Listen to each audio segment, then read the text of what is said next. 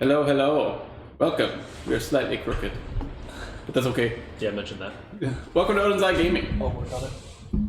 And we are back for our 7th episode of D&D. No, Waterdeep eight. Eight. We're on eight. We're on episode eight. This is 2 months of this. That's only 2 episodes away from episode 10. We just started 8, so 3 episodes. We're getting there.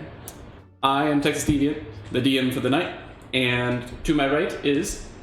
Tejas Tibbers. What up, my dudes? I'm playing Astra the Druid. And over here we got... I'm Westfield, and I'm playing Rin, the Satyr Rogue. And then fixing the camera, we've got... Pariadox, our tech man, and also resident Divine Soul Sorcerer. Yeah. Last time on D&D...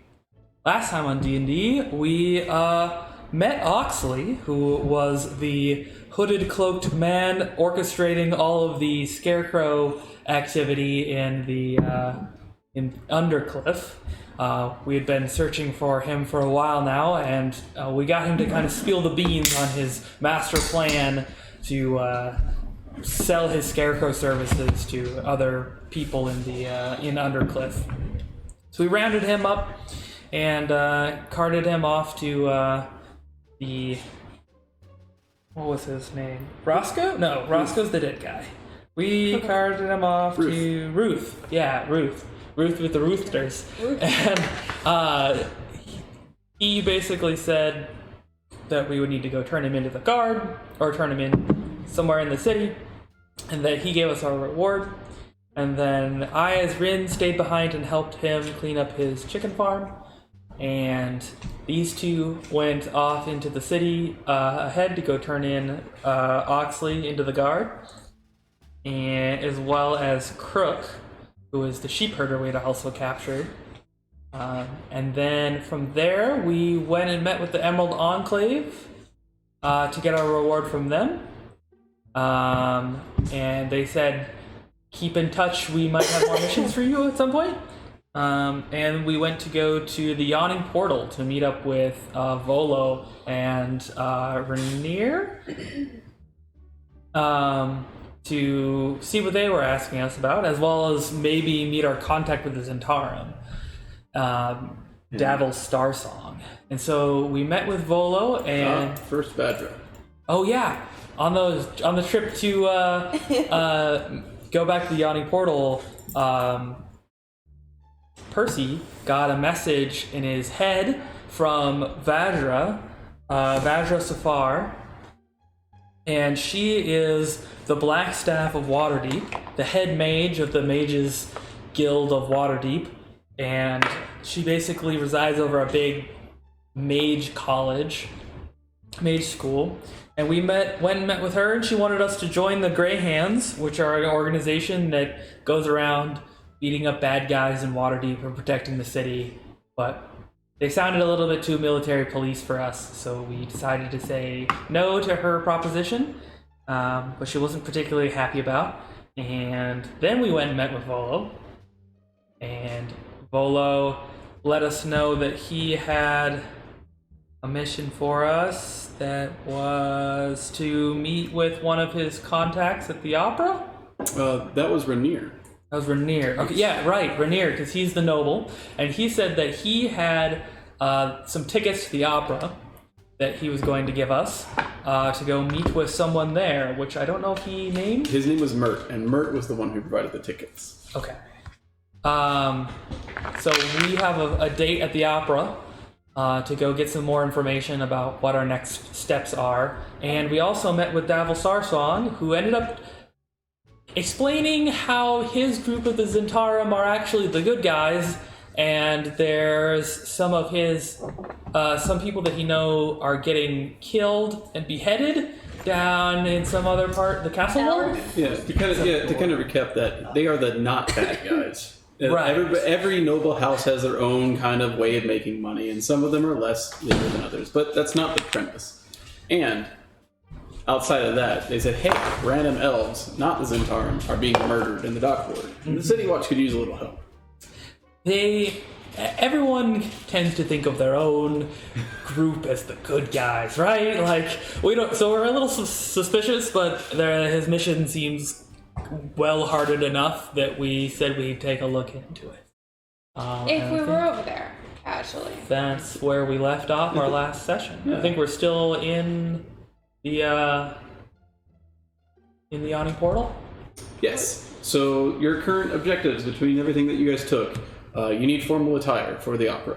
So a shopping trip of some kind. Tertiary objective is that your tavern could use a little bit of upkeep and conversation, figuring out how you're going to deal with the business side of things. Then you also got the dock ward's mission to go investigate the murders that are happening to specifically blood or people with elven blood in them. And then obviously the opera for murder. Cool. And we have a shopping trip. We need to go to a particular Yurth who owns Yurth's clothing shop. Rainier was going to take us there for a private fitting. Yes. Where we were going to get our clothing made el special for us to look presentable at the opera. And we already looked up fine clothes being Completely wide range of 3 or 13 gold on average. Fine up clothes to, that are not actually fine clothes for 2 gold, and then you can get actual fine clothes for anywhere up to infinite gold. infinite gold. Also, everyone recorded their 58 gold each for 58.33 gold. Yeah. Oh, added it too? I wasn't able to add it to my sheet, but I've got it written down. We'll just spend it all here. You're good. I mean, probably, yeah.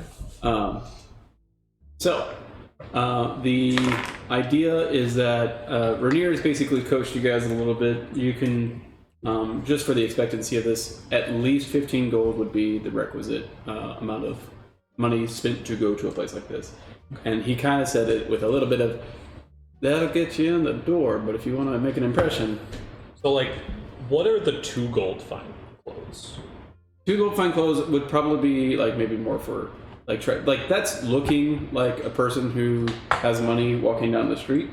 You're not necessarily about to walk into a noble ballroom with it. I would imagine those would be like your typical merchant's clothes. Like when you're going to the merchant district, the merchants there are going to be wearing what would for a commoner be fine clothes. They might have color to them, which is probably abnormal for most commoner clothes. You also get like costumes in and around that area, like some of the base levels, I think circus level costumes. Like they have some amount of frivolity to them.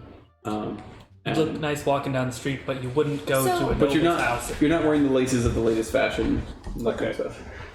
I don't think Astra would be worried about fashion at all. I think she would want something nice and something basic, with the actual dress or whatever itself. But I think she was looking for like a tiara. Like some she doesn't know jewelry. it yet, but when she sees one she likes, she's getting it. Okay. Cool. Well, then let's get started. So you guys have basically, we can pick up right near the end of the table. As you guys are talking to Davil, we didn't really excuse ourselves, or we can assume that you've already excused yourselves and you guys are walking back to Rainier. Yeah, I think we've had our fill of talking with Davil. Okay. Yeah. As you guys got up to leave, Jagger extends her hand to Percy and like a forearm clasp to mark the occasion. It will be good to work with you. The pleasure will be ours. Indeed. You guys go back and meet up with Rainier. You see Rainier is basically still standing over Volo and Floon. At this point, you have noticed that Volo is on his way to being as sloshed as Floon is. Floon is got a nice drool puddle forming on the table here, and you can see several mugs that have been knocked over. Not a single drop is spilling out of them. That man is going to drink away all his book earnings. He'll be a poor man on the street soon. Volo like leans it. I would not. There's more coming. You want to buy a book? You were going to give us book Perhaps for in free. advance on my next book. By the way, have you met a ghost inside your lovely little manor? I would love to pick your brains over it sometime. Maybe another time, Volo. Renee's like, I'm sorry, my friends are having a bout of congratulations, I guess. On what? At this time, you hear just in the background, Flynn! Flynn!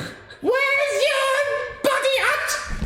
Oh my god, that's why. Renee's like, Balloon's wife's finally here. Yes! Get him, girl! Renee's like, Get him! you've got to go now. You don't want to get ready. We'll be here all night. And he quickly starts ushering you guys towards the back exit. Oh my gosh, it's his wife.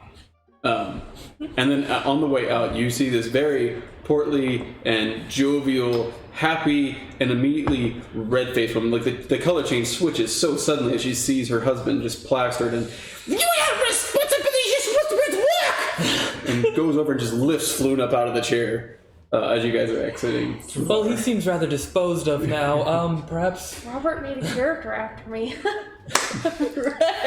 Right. I'm ready. A flu?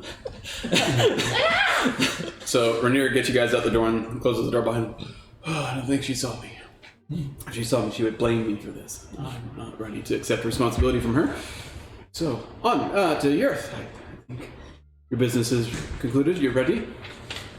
Yes, we are ready to get dressed. Oh, perfect. The quicker we get away from here, the safer I'll feel. And he immediately heads off in a direction, pretty determined in where he's going. Okay. He does not make an attempt to halt a dray or a carriage or anything like that. Checking that there may be a little jostling, just guard your coin purses and you'll be fine.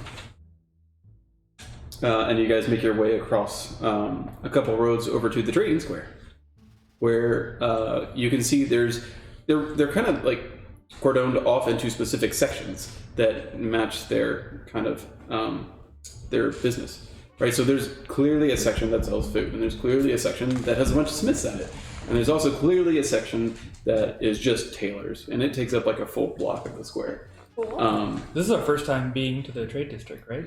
You've Officially? Yes. You've crossed by it in your drays a couple times. You've like seen it, but you've never been in it. I could have like discovered it. Are they like mostly like open stall market, like tent set up and like big open square space? Or is it like a lot of buildings and shops like downtown Dallas kind of like... Think more like the Denton Square, where you have a big courtyard in the center. There's some tents that are put up there. There's not that many. Most of it is a ring around this huge trade square with like almost a park in the center. It's like a market. Kind of, yeah, it's a market.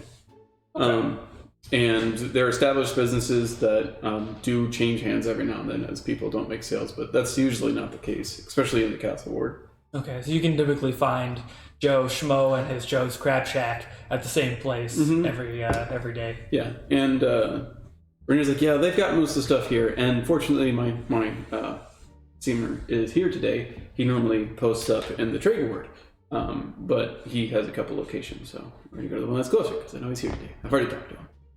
Fantastic.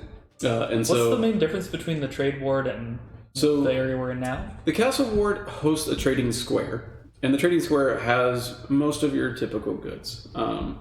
You will find ups and downs here. You'll find some of the richer stuff, some of the lower stuff. The Trade Ward is literally a world, an entire section, like a city almost to itself, that is just purely about trading. There are merchants from all over the world there. There are merchants that are local to Waterdeep there, and you can find almost anything in But one of them is Walmart, and this is just a market. Okay. This one's more like Walmart, and that one's like 2,000 Walmarts put together. Okay. Hard to compare. We still haven't actually been to the trade district. Yeah. One is Costco and IKEA mixed together. Yeah. Okay. Cool. And so as you guys are getting closer, you are sequestered by dozens of merchants and their people in training trying to get you to go, oh, you look like you could use a good dress. Why don't you come step in? You really could use one. We're cheap. We're good. Come. Oh, perhaps the one. Oh, we have some great jewelry for the horns. I know something that will go just well. Maybe some pendants, some jewels. That 10 gold is the starting price. Please, oh, no, and thanks. you could use a great button down, maybe a new sling, some string. All right, thank you. And this brigade continues, and Rainier just keeps his head forward and doesn't even look at him. And several go to approach him and then realize, oh, he's already really well dressed. He probably doesn't want to shop with us, and walk away. He doesn't look royally dressed, but as they get closer, like, oh, that thread. Oh, never mind. I imagine Percy is Gucci is sweatpants. pretty unperturbed by the kind of market squabble. Is that a more typical experience for you, or? Yeah, for the most part, it doesn't really bother him. Okay. Astra, this is your first time being in a situation like this, right? Yeah, I think legitimately first time going to the market and first time people are approaching you, bargaining stuff, it's fright more than interest. Okay. I see this picture and I'm imagining her being like, why are there so many things around me? Please don't get too close. If they do get too close, I think she would actually don't. I have a little bubble, but it's still a bubble thing, and probably be just get in between you so that they're not pawing. And to kind of describe it, you guys have been in this place for a couple days now. Everywhere you've traveled, you've been almost shoulder to shoulder. So the personal bubble does get punched in quite a bit. And it only slightly opens up the more towards the park that you go until a certain section where you're like, oh, park, and I'm here for the park. And then it gets crowded again. As you guys get close, you see a big sign that has almost a neon-ish thing going. It just lights up and it goes back out and lights up and goes back out and kind of drawing. And it says, Earth Designs. And as you see the sign, he turns you all towards him. He's like, okay, I'm going to do my best to make sure you guys don't get fleeced. He is really good. He's one of the most recognizable designers right now. But he does come with a price tag, and he's eccentric. He'll say stuff that may offend you. Just don't let it get to you. We don't want fleece? Fleece sweaters? No, absolutely fleece pants? not. He'll try and overcharge you, but I'll keep him honest. Okay. Did the word fleeced come from people replacing silk clothes with fleece clothes and trying to sell it off as fleece clothes or silk clothes or something like that? I've never thought about the word the before. etymology of fleece. Don't want you to get fleeced by upcharging you on something that looks Or fancy. you buy something and it has fleas. Oh, Get fleeced. I don't want to get fleas. No fleas. A bad experience in the past. No, I charge you extra. This is what you get. Extra You take the buck fleas. from me, I charge. It's for your pet lizard. Okay. So you guys walk in, and it's almost think double doors to a saloon sort of style. You push it in, and it opens up, and once again, there's an expansion of a building that should not exist within inside the confines of the space that you just walked into, and yet here it is. When you walk in, you see rows upon rows of fabrics on one side, and dresses on another, and suits in another, and jewelry in other areas. And it's just a massive store. Tons of people are thronging about, and you can see people coming up and helping others. As soon as Rainier walks in with you guys in tow, one of the greeters was like, "Oh, here, can I interest you in? Oh, hi, Rainier. We'll be right back. We'll fetch you." And takes off. Thank you. That would be fine. They know you well here. Oh, they do. What does this attendant look like? So this attendant is actually kind of unremarkable. Is just almost a stereotypical human, a little bit olive in complexion, but wears clothing that is not of the styles around here. Huh. Okay. And you actually, in fact, notice that almost everybody seems to be dressed, you start picking them out, part of the store, in the same kind of drab clothing. They don't stand out in any way. All the customers tend to stand out, though. They come in wearing fine clothes, and they leave with finer clothes. Welcome to Earthbound. When they all wear very fisherman-style pants. Another attendant comes up and says, Rainier, could you and your party be interested in taking the suite while we fetch Earth? And Rainier says, yes, I would like that.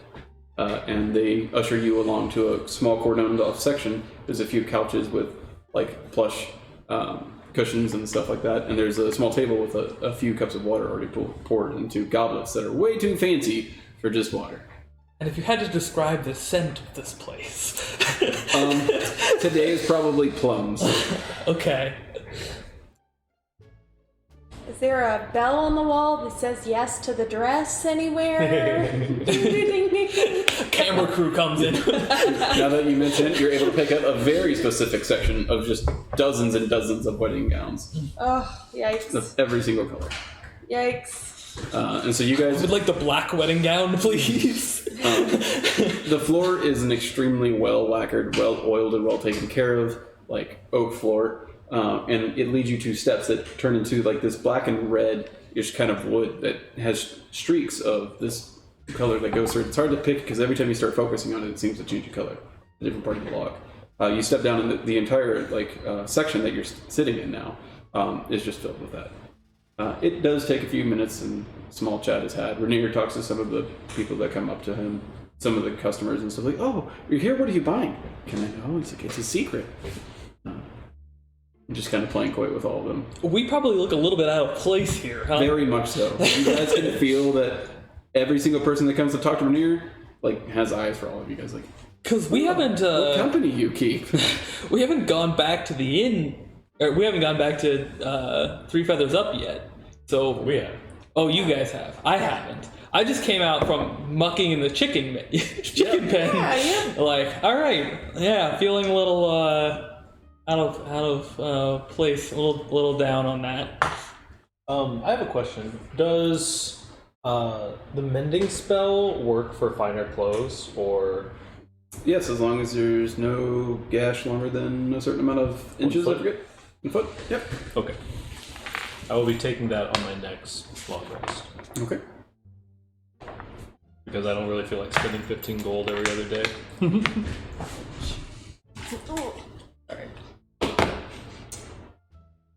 Oh, What you doing? I'm fixing the bottom over here. That's all. So we wait in the room. Yep. It takes about 5 or 10 minutes and Yurth finally appears. You can immediately tell it's Yurth. He is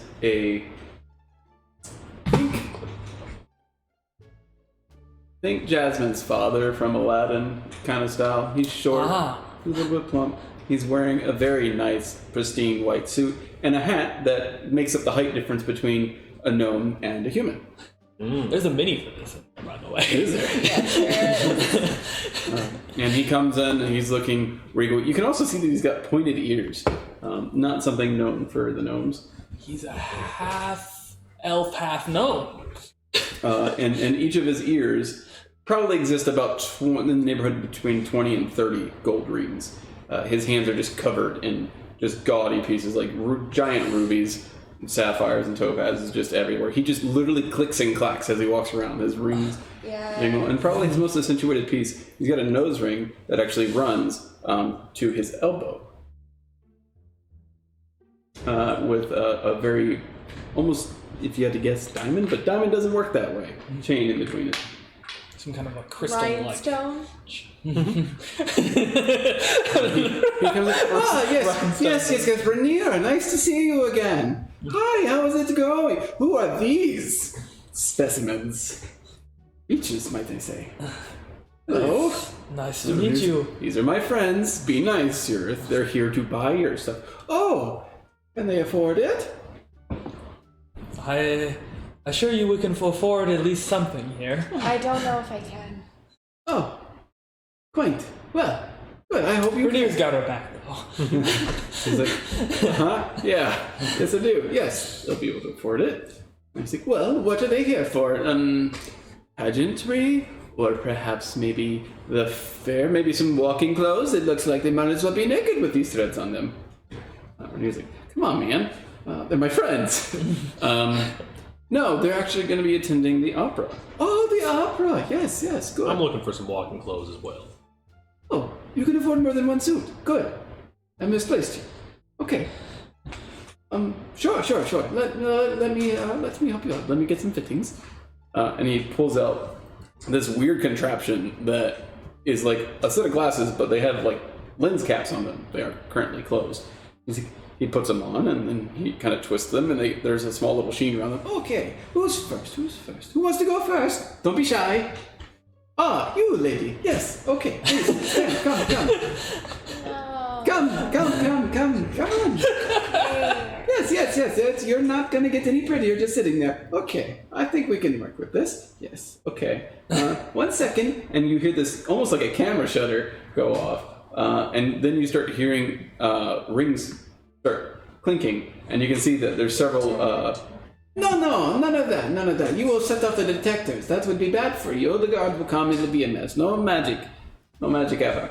Bad stuff happens. Except for mine, of course. And let me see. Okay, I got your measurements. I send them along. Somebody will be by shortly. Okay, who's next? You, the horns. I'm so intrigued. Do you want coverings for them? Do you want like a sheath? We could put, look, there's a new fashion. You must trust me. You must go with it. In fact, I give you a good discount because I'm going to set a trend with those magnificent horns.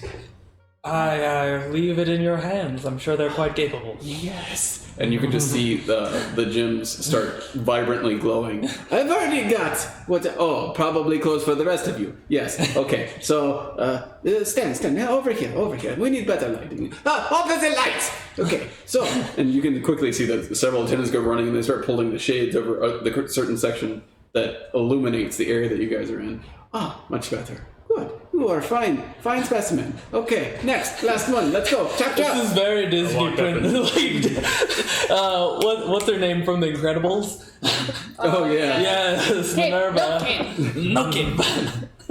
Yes, we see. Oh, perhaps you would like some adornings for the cigar look that you have going on. Maybe some actual fancy cigars to go with you. You chew on them, you don't smoke them. They were used. They are magical. They are not super expensive. They are good. I'm all right with my cigars. Okay, fine.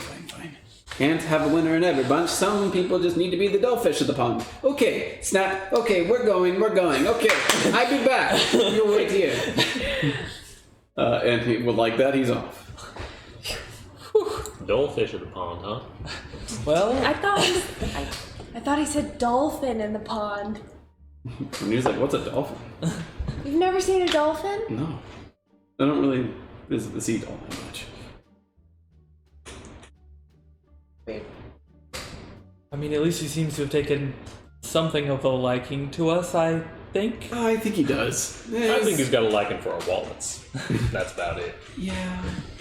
That's very astute of you. I bring him a lot of business. He'll be kind. How much should we expect to be spending here? That really depends on what he comes back with, actually.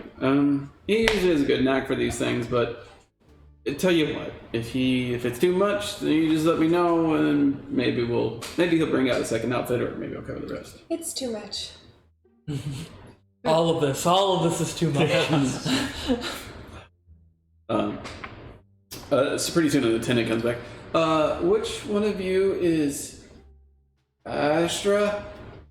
Yes. Yorth would like to see you, please, if you will. Come with me.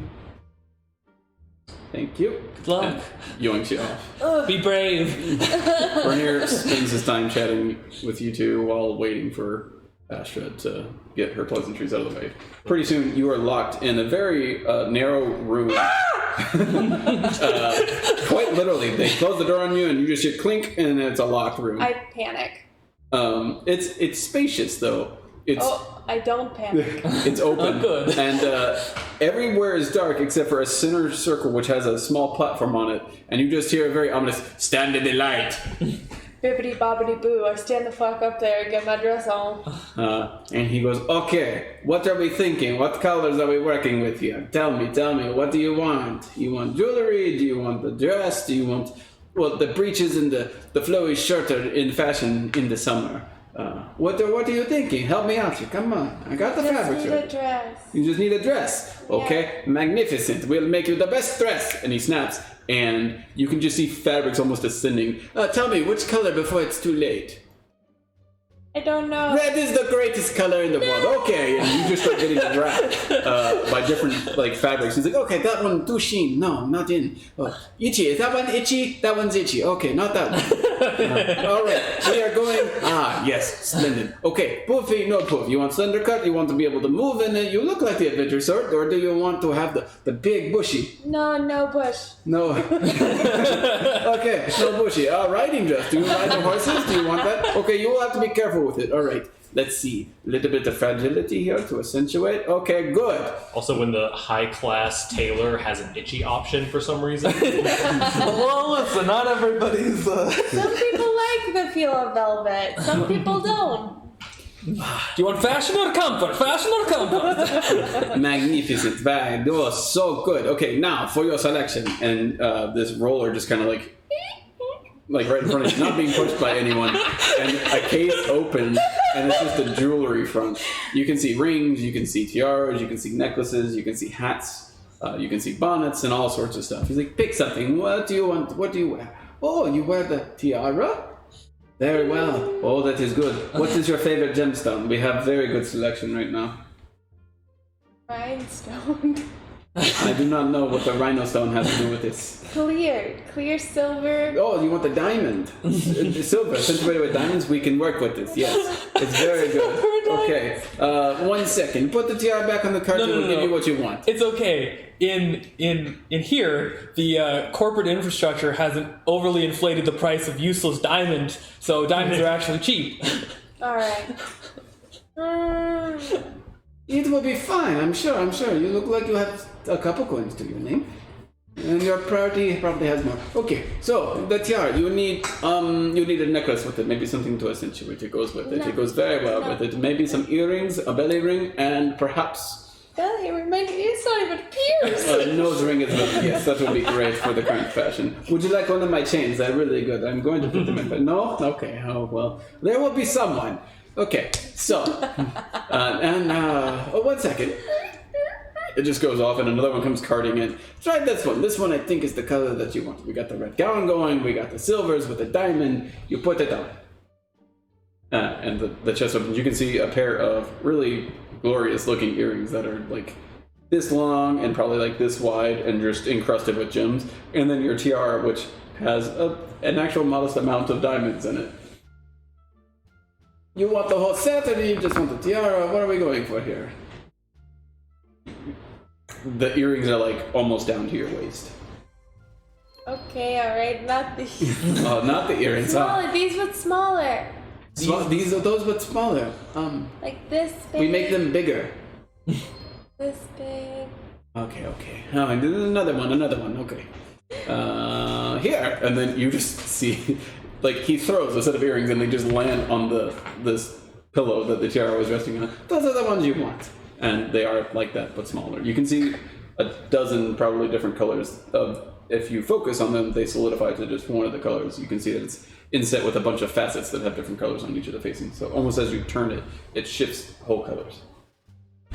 Fancy. Ah, very well, yes. It's exquisite. It's not the best of the line, but it will do. You're going to the opera. You will look great at the opera. Probably not for Noble's Ball. You're not going to a Noble's Ball, are you? I don't know. Okay, get out. This is it. All right. Oh, God. That's the ball.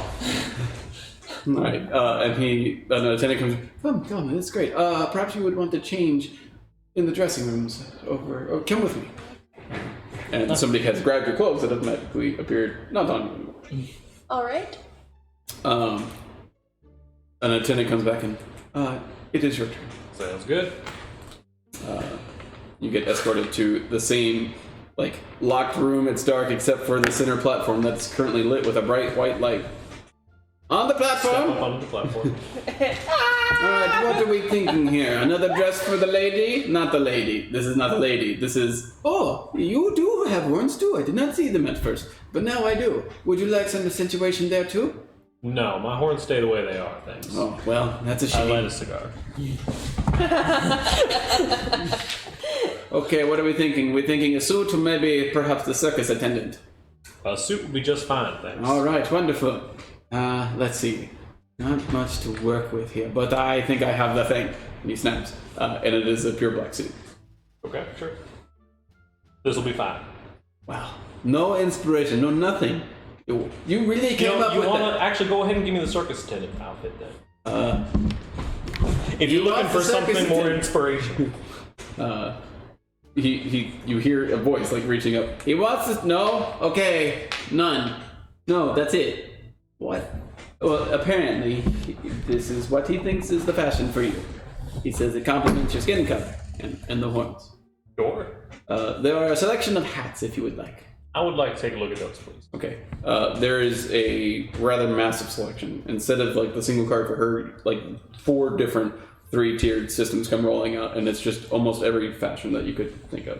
You have your top hats, your bowler hats, you have fedoras, you've got baseball caps. He doesn't recommend those, but they are there. I pick out a nice hat to go with my outfit. Okay. Now the last of you. I do believe you could go to the dressing rooms and take Thank them you as very you go. much. Oh, you said you wanted another set of clothes, yes? I'll go somewhere else for that. Okay. Very well. These clothes don't have price tags. Why did we try it on without price tags? Something, if you have to ask the price of something, you can't afford it. Preach. That's what Vincent always says, I think. I cannot afford it. You have to ask for the prices on the menu. You do not need to eat at the restaurant. Listen, we're relatively rich people. No, we're not. And then lastly, Legion says, and now for you. He's looking forward to this. I'm a little worn out by this process already, but I'll do my best. Well, follow me. And you are greeted to being taken to a different antechamber than what they were. It's a big open and sapphire floor that has a red, almost hue, sort of like conical light that springs down in the center once again. When you walk in, you can actually see Yurith in the corner. He's sitting next to like this desk that has a bunch of contractions and levers on it. He's like, oh, finally, the creme de la creme. We are here. We are ready. First, let's go over the horns. What are we thinking? Well, I mean, I don't have a good pulse, finger on the pulse of the current fashion trends of Waterdeep. So Have no fear, have no fear. Okay, we see. We've got the plating. We can make the plating go very close over the horns. We have extensions. Everybody loves extensions. The bigger, the better. We have minimizers. It's kind of crazy, but we can make it so the horns appear smaller, but stranger. Strange is great. I mean, I'm rather fond of how they look currently. But Okay, maybe more towards the plating then. We can work with this. Okay, we have the flat planes. We have the facets. We have the curved planes. We've got... what else have we got? We've got the crystalline structures. We have the spike growths. What of that stands out? really, anything. Okay, let's go through it. Several. Okay. And this time you can see like almost like a ray gun kind of thing just like drop down from the roof, and it just like aims a sort of like metal rod towards you. Okay. It may tickle, but try not to move. That's what the doctor always says. And this really weird pitch just kind of like hits your horns, and you can feel like some kind of metal, you would have to guess based on it, just kind of like oozing over it. It's like, yes, okay, this is it. All right, what are your favorite colors? We will work them in. I'm rather partial to dark blues. Dark blues, okay. The dark sapphires, okay, we got this. We will use the black onyx mixed with the sapphire. Okay, cool. Yes. And let's go with the curve. Let's just stick with the shape. You got beautiful horns. We will leave them the way they are. Okay, great. And at that point, he's like, feel, look. And a mirror kind of like props up in front of you, just shimmering out of the thin air. I do a practice, like, formal bow. And so you can see that your horn's like major color is like Vanta black. It almost is, it absorbs light. And then studded throughout it are these little line structures that form very complex geometric shapes made out of the dark sapphire. Listen, I'm not drawing on these with Sharpie. Yeah. Okay. Oh, they are wonderful. Now something to match. We want the blues. The opposing is the orange. Let's go with something suit. You probably want the suit for the opera. Yes. Okay, I've got it. And sorry for the lack of choice, but this is a masterpiece. And then just you can see fabric come swirling out. and dress you up and down in this 3-piece suit. Okay. Well, damn. Right, and lastly, perhaps a bow tie, perhaps a tie. What is your fashion? I'm partial to the tie, personally, but Okay, a tie. maybe something for the wrist. Oh, yes, fine. We have these things. They tell the time. You could get one. I'm calling them... I wish I had a real watch to put on, but... Yes, a timepiece. Would you like to buy a sundial? Buy sundial. And, okay, yes. And then out comes a cart with a rather exquisite watch on it that is in the same colors as the and the tie itself. As soon as as soon as the thing opens, you see the tie laying there, you see the timepiece, and the tie gets up on its own and then wraps itself and ties itself around you. Man, that'd be real convenient to have in your life, because I suck at tying ties. Oh, last, the shoes. You can't go anywhere with those horns and not have something for the shoes. Complimentary. Get them out of here. Do they have shoes for satyr feet? They're like a plating for his hooves. Oh. Horseshoes. Clickety Horseshoes! pieces. Horseshoes! Just fucking do the catwalk. Ching. Do the catwalk. Ching. Okay, last most important decision. If you want to make a noise, you want to make a noise. Do you want them to make sound when you walk, or do you want just say muffled footsteps? You will be certain to draw the attention. Sure. Okay. We'll never be able to sneak in anywhere again. I've got light up glowy shoes that make noise. Every time I come around, I'm like, bling, bling. So you went for the circus attire. Right. And so they cuff to your hoof. He's like, yes, this is the mark. Okay. Good. Your ensemble complete. Please, you may take it off if you wish, or you can walk it out of here. I'm certain it would be the brightest news in the town for the day. I think I'll save it as a surprise for the opera itself. Very well. You will see a changing room in the back. There will be an attendant to help you. Make sure not to scuff any of the things. Okay. All right, my work here is done. I will go see Rainier. Meet us back out there when you're ready. And so he comes out there to Rainier and what I presume to be our two disheveled companions. Very extra disheveled. Yeah. The fitting, you like it, yes. Everything fits fine. Wonderful. Rainier, are you getting something? He's like, yeah, I'm gonna do mine a little bit later though. Let's see these out. They got busy.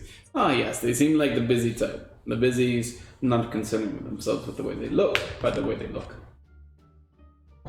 Very well, let's talk price. How much do you have to pay? How much does it cost?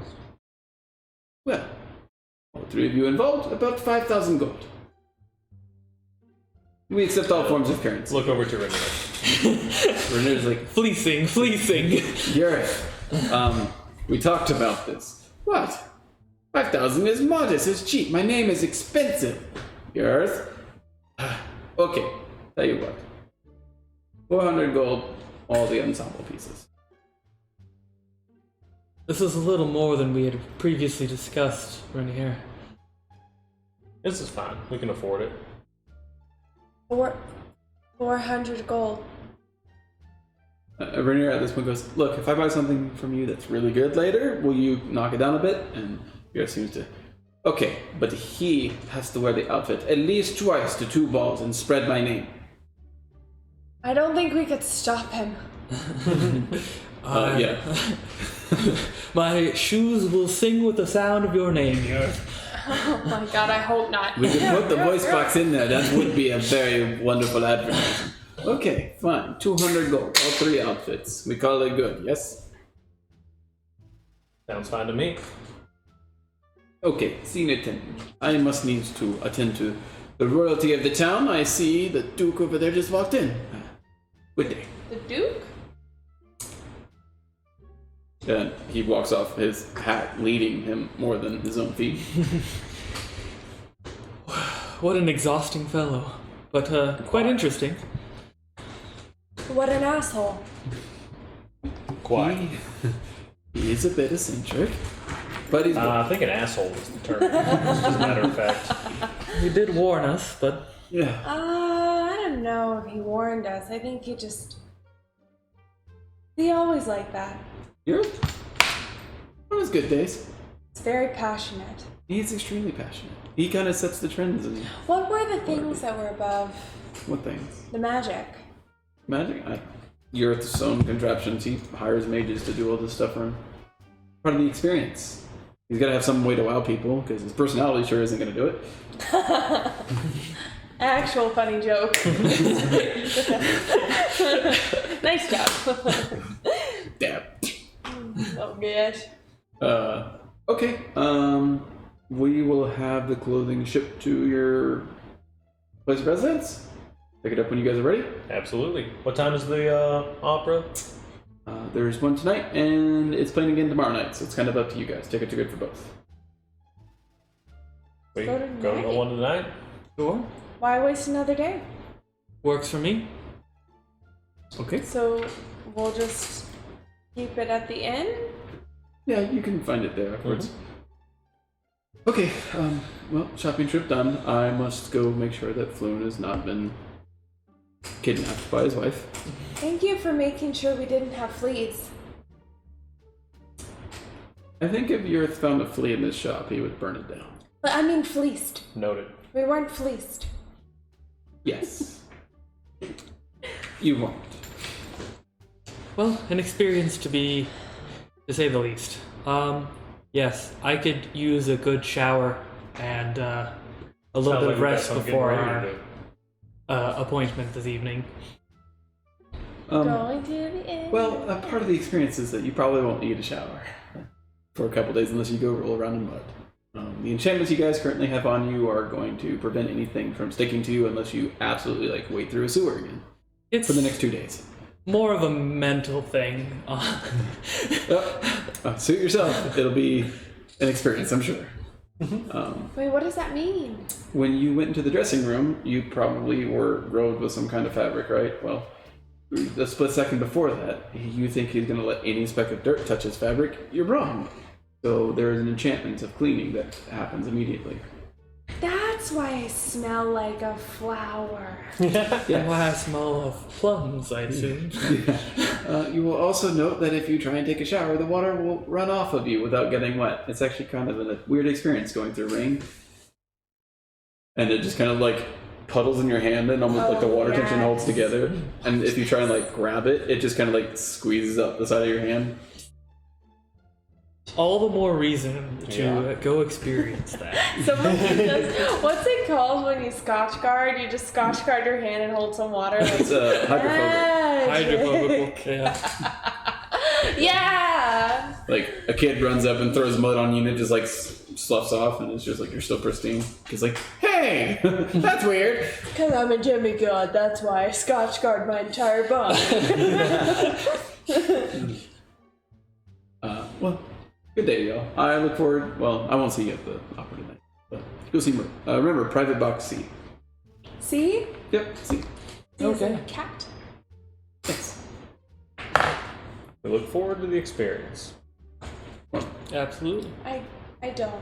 I just looked in the present. Very well. Oh, I'm off. Thank you for the presents. And with that, he's gone. Okay. Going on a mission. He was a little bit quicker to the door than you guys, and provided even you were right behind him, he's quickly lost in the crowd. I don't know how he doesn't get beat up, you know? Well, see, that's the thing. He did. He did, and he Yeah. got kidnapped. Saved him. And he got beat up a lot. So, yeah. He's very Jasmine-esque. I don't want to be in the castle walls. I want to be with the people. I want to be with the people. Watch them and mug me and take my money. Oh, Yep. Can't do that. why? Copyright. I don't think that's how that works, how it my friend. And even if it was, it's not particularly relevant. Wait, no. Yeah, so head back home until the evening. Yeah, I'm down. Yeah. Go check out. Oh, you haven't been in the We inn. have some other business to take care of, apparently. Do we? Yes. What? Robin said. I don't know. What other business do we have to take care of? Something with the inn that we had to do? Oh, you can hire your personnel for the business. Oh yeah, no, we didn't want to until we got more money. Yeah. I think we just spent all of our money. We're gonna have to wait a little bit on that, I think. Cool. What you guys doing? We also just spent 66.66 each. Wow, it's the devil's.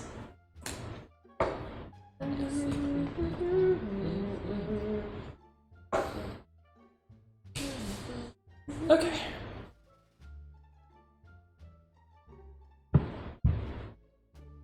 I think we pretty much just take it easy for the rest of the day. I don't have anything planned on my end. Where is the opera at? The castle ward. The castle ward. No, it's in the Sea Ward. Oh, the Sea Sea Ward, Ward. because that's the super bitch place. Oh yeah, it's not the North Ward, it's the Sea Ward. Okay. I'm gonna use the restroom real quick. My character goes take a shower. Shower. So that stuff's getting delivered back to the inn. We haven't been to the inn all day. We already paid our dues for the week. Presumably, yeah. Yeah. We did that at the beginning of the week. And then last time we left the inn, everything was fully put together. And now it's just hiring people, right? Yep.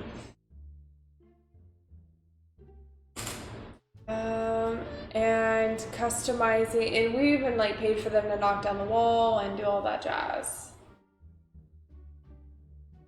Now we just have to rework that map so that the Troll Skull Manor is 3 feathers up and has the different rooms designated.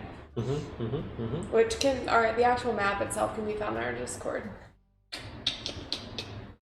Yeah, man. I just go back to the inn. Okay, what are you doing at the end? I'm hanging out with Rox. I'm checking on the kids. Okay. I'll check on the kids with her. You just pass along the day until the opera? That's the plan. I think so. I don't want to go out and get into something and miss my free ticket to the opera. All right. Then nighttime strolls along, and at a certain tolling of the bell, your tickets start vibrating and buzzing. Oh. Forehead massage. Oh, yeah. We're actually just at Red Lobster. Oh no! The whole opera was a ruse for some cheap restaurant down in the Sea Ward. Oh my gosh. It's called the opera and it's some shitty ass shack. Something tells me that's not going to be the case. Rainier doesn't strike me as the embellishing type? or pranking type. I don't know. Especially not after we saved his life. So, yeah, I would. Our clothes arrive, I assume, at some point. Yes, almost in unison with the tickets starting to vibrate. There's a knock at your door. So, what do you honestly mean? It's like one of those murr things that it's like, oh, Well, it doesn't time like to go go. murr, but it definitely like it. Yeah, it's just a warning. Okay. I can't. Oh man. Cool. We answer the door. What change? We order a fancy cab to go to the... Oh yeah, do Opera. they have like... What's the equivalent of a carriage. city limo? Stagecoach. Pumpkin carriage. Can you turn our carriage into a pumpkin? I can't yet. You see, when you enter the door, there's somebody that's already walking away, but there are 3 very long, your-sized boxes just standing upright, placed on your kind of Ooh, like. cool. Amazon's dropped off our packages. 3 of the corners are dented in, and one Oh, of the panels no. is missing. Tape's been ripped off of one of them. I didn't know we got deliveries from FedEx. Jeez. In short order, you guys have your stuff inside, and Take it inside, get dressed, place the arrangements for the fancy carriage. Yeah. And then go. Sounds good. Going Yeah. on a trip and a okay. Your carriage trip will be 2 gold. 2 Okay. dragons, rather. A piece? 2 dragons. Just for the hiring of the carriage. I'll take it. total. I'll Okay. just write. I got it. That's so nice of you. I feel like at least part of this was my idea. Okay. the whole thing. No, I mean, really, it was all Robert's idea. But And with that, you guys make a short but time-consuming journey from your location and the northward to the seaward. do we need to? Yeah, let's do that. All right. Then we will take a very brief pause. We'll be back in a couple of minutes for a little bit For of surprises. surprise. Oh, wrong one. There we go. Be right back.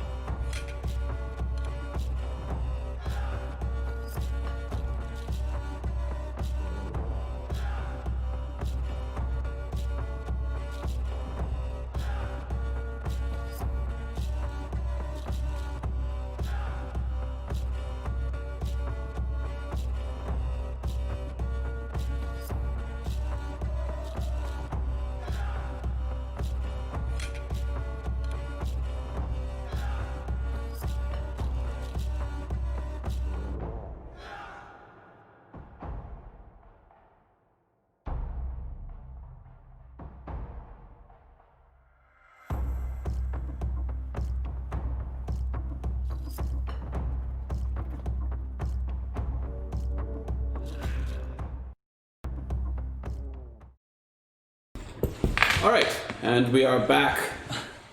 Our companions are dressed up ever more for the occasion, and they step out of their stagecoach in front of a very grand opera house, complete with floodlighting just waving over it. You can hear the sounds of music playing inside, which I believe is going now. Would you be able to turn up the TV a little bit? If you don't mind. Put this one up first.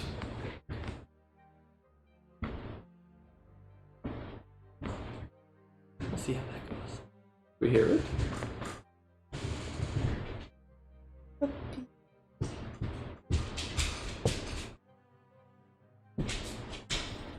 Can you hear it over there? Yeah.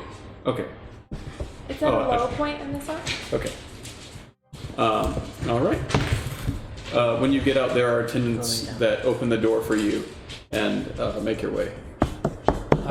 Tickets, please. Tickets. I produced the document. I produce the document. Private C. I see. Mert is expecting company tonight. See for cat. Grant. You're a clever one, aren't you? And with that, you are each escorted. There is ladies in waiting for you two, and there is a nice gentleman waiting for you. Hi, Jenny. Waiting for you. They just take your arm politely, and they escort you to a spiral staircase that takes you up and up and up. All right, going up Going Up up to the space. on a Tuesday. on a 10-day. There it is. I think the mic might be grabbing that a little bit. Maybe not. It also just stopped. All right, puppies. So you guys are taken to not quite the top of the opera house, but pretty close to it, and led down a small balcony where there is a closed-in box office suite, where one of them pulls out a rather gaudy and ornate, like a 1.5 foot long key, where they just insert it into the lock and turn it, and you can just metallic clangs of it unlocking, and they open the door with using said key. We'll be ready. Please just knock 3 times if you wish to leave for any reason. Accompaniments, bathrooms, all sorts of manner and speak can be found inside the box office. We will be ready to unlock it once the opera ends otherwise. Okay. You see in there is a very portly man wearing not the latest fashions. He's got a blazer on over his traveling shirt. And the most gaudy hat that he can think of. He's just covered in a beard that goes down. He's got a nice little pink bow tie going on. And he's just, welcome. I've been expecting you 3. Yes. It's good to meet you, sir. Mert. They call me Mert. You may call me Mert. Nice to meet you. Nice to meet you, Mr. Mert. Come, step in. This is grand. Have you been to this opera before? What's playing tonight? I forget. One second. This will be our first time, actually. Oh, yes. It's the fall of Tiamat tonight. Do any of you speak Giant? That's a great question, not. Mr. Common, DM. Druidic, Primordial, No, lady, Giant. Sylvan. Okay, no. No, I'm not familiar with it. You'll still love the show. It will be a pleasure nonetheless. The whole opera's in giant. It's like a German opera. Anyways, there are telescopes up at the front, the binocular pieces if you wish to see the Yaku station. Let's enjoy the first act together, and then we will talk business. Attendants, we need more food for the visitors. You can see that there's already a bevy of food in front of you guys, ranging from sweets to meats. If I had to gauge this guy's like threat level as far as like, is he at all giving off the like mafia boss, like, or like level 20 bard, or is he just like? Is he human? Go ahead and give an insight check, and I'll explain why afterwards. And does he appear to be human? He is human. Yes. He is sipping from what smells to be of a very strong brandy. I can't always win. I am trained in insight. However, I rolled a 5. Okay. The man looks fat and he looks full of himself to you. You get the sensation that there's something more to that. but you can't really quite. It's the fact that he's rich. You also notice a rather large bevy of what seems to be ornamental weapons across the back of the box office. Do they look like they're part of the office or something? Yeah, there's stands in there that hold them and everything. Curious enough, though, that they also seem to be accompanied with like holsters and scabbards and stuff like that. They could be picked up off the wall and worn around like an. Is there a quarterstaff? Nope. There's some giant swords and axes. They all seem to be of two-handed in nature. I go up to one. Oh, exquisite taste. The giant slab. You like it? I go to pick it up out of the holster on the wall. What's your strength? -1. Give me a strength check. This is just like a standard two-handed weapon size? No, it's a bit larger. About a time and a half. Yeah, I rolled I can't read that. 18? An 18? Yeah. Okay. You get it I up. rolled a 19 with a -1 to 18. You get it up like 2 inches and it starts to lean forward out of its stand, and you quickly realize that this thing is heavy. And it starts to collapse in on you, and in the blink of an eye, this man has gotten up out of his chair, and his portly way has made himself 15 feet across the room, and has caught the sword with a hand. Oh, lady, it's clear! And he just wields it, and it's sticking up about a good 20 feet in the air at this point. This is magnificent. I've killed so many giants with this. It is quite a piece. Would you like to try swinging it? Is this part of your collection? Your personal collection? Then? Yes, this is my private box office. I Can you see. just hold it so I can hold it? Sure. His big pudgy hand. You just kind of wrap your hand around it, but you can feel like underneath, probably 2 inches of fat is just still a lot of muscle. He also looks extremely old, but now that you're this close to him, you can also feel like it's still youthful in movement. He's very strong. He's very fit. He kills giants. Awesome. Let's go. Mm-hmm. I'm gonna. Let's hit that vase over there. I think we can hit it. All right, angling it, and swing. Graceful. And then the vase just explodes just from the slightest provocation. Oh, good show. Let's put that one up. Did you like that? I can arrange for more if you would like. How old are you? You never ask a gentleman his age? 330. Do you know a man named Olo? Never heard of it. I think you would like him. Maybe. I like many good people, especially if they like adventure. And he slaps his stomach and just. And he walks over, picks up his drink. Are you an adventurer still? No, I was. I gave it up for a life of politics. Why? Politics, huh? Yes, I'm actually one of the Master Lords in Waterdeep. Oh. I'm not really afraid of the assassination attempts. Nobody can really buy me. I have all the wealth I would ever want. And now I just like leading a life of luxury, providing good for the people of this town, which I presume, we'll get to business after the first act. And one of the buttons on his shirt's popped. Lieutenant. I need one of the... Yes. So I know. Please, make them slightly larger this time. when the first act starts, is he immediately? I'm trying to read on if he's a talk through the movie kind of guy or I stay silent and I'm watching the movie kind of guy. So as soon as the act starts, you see a giant female come and take the stage, and she has almost a chorus of gnomes behind her that will embellish her pieces of the story as she tells them. She's standing up on stage, and there's a small raised dais that she emanates from, and her voice booms throughout the amphitheater. And it is a rather eloquent showing. When she takes the stage, he walks to the front, and those small little wire things that lead to spectacles that you can just peer through. Yeah. He picks up one of those, and he starts to, she's taking the stage today. Quilak is really, really a good singer. I think you will all enjoy her performance. You said you don't know Giantish. I can have a translator if you want, or we can just enjoy it in peace. I don't mind anyway.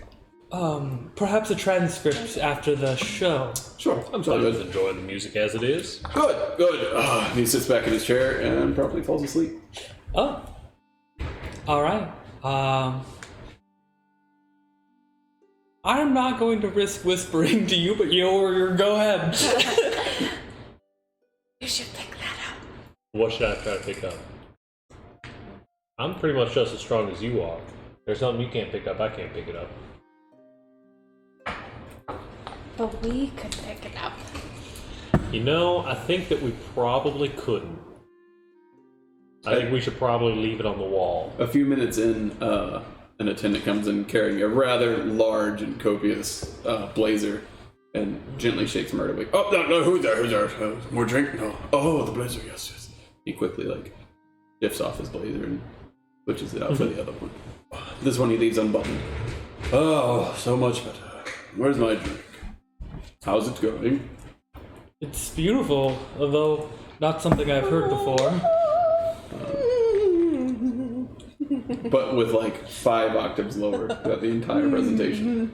It's like the song from The Fifth Element or whatever it was. No, it's probably more like the what's the one that I always say and you're like, that's the thing from Eurovision. Oh, yeah, I know what you're talking about. I don't remember the name.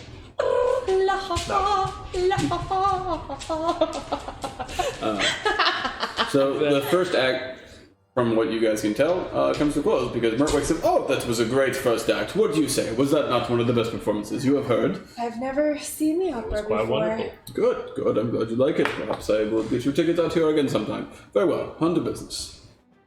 Why are you here? I think that's what we're here to ask you that. No, not here. Opera House. Why are you here in Waterdeep? Because we hadn't seen each other in forever, and we were gonna meet up for the. Yes, it's all good. Meeting up old friends. That's great. But why Waterdeep? I must know, what essence are you here for? Best city in the Oh, world. don't give me that shit. City, splendors, whatever. I believe adventure is the Adventure. operative term. Oh. Droll. But I guess everybody starts somewhere. Well, growing up, we had always heard great adventures come from Waterdeep. Great adventurers always go left. Great adventurers always start at Waterdeep. And we needed Plus, something I to happened to be town. on this coast when I procured enough money to call for these two, so it was the most convenient place for me. Ah, convenience. Well, I'm a fan of convenience. Just like these attendants. Where is my next drink? Anyways, business. What kind of people are you here? You've been here for a while. What have you done? Well, we've Rescued Rainier. yeah, That's about it. Cleared out some farms. helped the locals.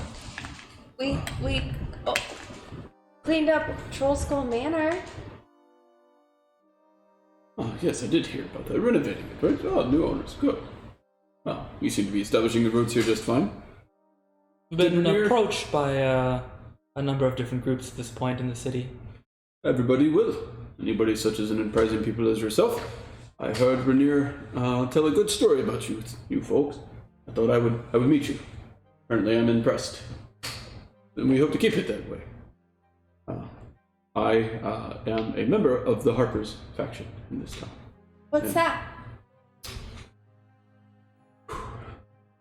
It's a bit tough to say. We're not the good guys. We're definitely not the bad guys. We are the people who keep the city together. We keep informants around town, and we like to keep on the ondoings. Right now, our current quagmire is that of the Zentarum and the Zenithar Guild. You've probably already run afoul of it, as you rescued Rainier from it.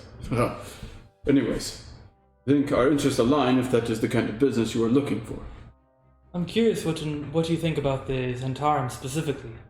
The Zentarum are having their own troubles. There are multiple factions of the Zentarum here. I think 2 currently. Some are good and some are bad. This is the best I know. Well, good is the bad term. Neutral. They are neutral. They are trying to make their wages here just like everybody else. I do not fault them for trying to make their own money. But the Xanathar Guild. Zenithar Guild, no, evil people. They should be vanquished. But most of them currently preside in Undermountain. And that is not the place most anybody should go to. I see. What would you say that the goal of the Harper's Guild here is in Waterdeep? We'll go, which guild? Which guild? The Harpers. The Harpers. Oh, we keep the peace. More than anything else. We need the Open Lords and the Masked Lords, of which I am a part of, to be able to run the city politically and keep the City of Splendors complete. Differently from the Greyhounds? The Greyhounds are more of an executioner's axe, if you will. We are more of a pay attention and listen to the whispers. And we figure out what's causing why, and then we make our plays where we need to, but mostly information collecting. More like a secret police rather than a military police. Yes, we don't bother ourselves with the bloody mess so much as we just need to know why things are happening. We leave the brutish and thuggish ways of the people who are more willing to do that. I heard you turned down Vajra, by the way. Good show. She was a little strong-handed for our tastes, I think. We're fond of our freedom. She is a strong person. She would not have led you afoul, but like I said, they are the executioner's axe. Well, what would you have us do for you? Well, first, if you would join the faction, you will each receive a pin that denotes. We don't open it. However, right now, currently, one of the drays working in the city is pulled by a talking mare named Maxine. You should locate her and find out if she's learned the identity of any Zent operatives, and if so, determine their whereabouts. The information collected. Aren't they all talking? No. The mares? No. Just this one. She is a peculiar sort of, well, and a few others. Speaks common. I speak mare. Druid, are you? Well met. She's a bit more intelligent than the other ones, though, and knows what to look out for. She's proven to be a rather helpful informant. Helpful horse. Helpful horse. Woo! Yeehaw. Are you going to hijack this horse and make it your own? I really don't know if I want to see Percy riding around on a talking horse. Not gonna lie. Mr. Ed, let's go. Nadida. Okay. So, are you in? Are you in or out? Well, we have to lay our land somewhere. Seems like it. And maybe to sweeten the deal, it is pretty helpful to have one of the Master Lords of Waterdeep on your side. Okay, just for meta.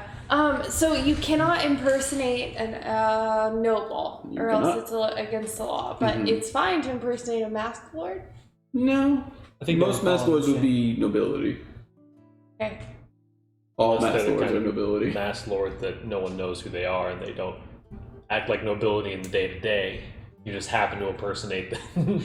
Well, I think in this particular case, he's like openly talking to people about if he was pretending, right? He'd be openly talking to people about pretending to be a masked lord. That probably wouldn't fly very well, but in any case. I just wanted to make sure Yeah. metagame that I know with pretty confidence that he is indeed a masked lord. Well, yeah, I think Colin's on the right track. Like, he seems to be pretty open about it. You do see that this is an extremely erratic behavior. Like, Masked Lord is supposed to be hidden. But It's you just very told us that you're a strange Masked that Lord. he's But I telling can't us see this. that you're telling us that you're a Masked Lord and getting away with it unless you have some way of protecting yourself from the implications of saying that you're a Masked Lord. Or all the masked lords just think he's a crazy guy, and it's beneficial for him to run around saying that he's a masked lord. That would be hilarious. But I think He's into regardless, that does politics put and him in a doesn't- certain seat of power. He's into politics, but actually isn't in politics. All the politicians are like, yeah, man, just keep it up. You make us look good. Yes, my bill for brownie carrying is going a long way, where we each make brownies every day. It is great. Him and his group are making soap. They keep turning down my bills, though. They say it's almost close. It's almost always a tie. I never get the majority vote. Well, I mean, Sure. These folks seem as much aligned to Anybody? our goals as anybody else does. yeah. Wonderful. Wonderful. Now, more specifics. These Zentarum contacts you're looking for. which of the factions of the Zentarum are you looking for? Well, that's what Maxine will tell us. I see. And Maxine is. The The talking mayor. horse. Let me write down a few things real quick.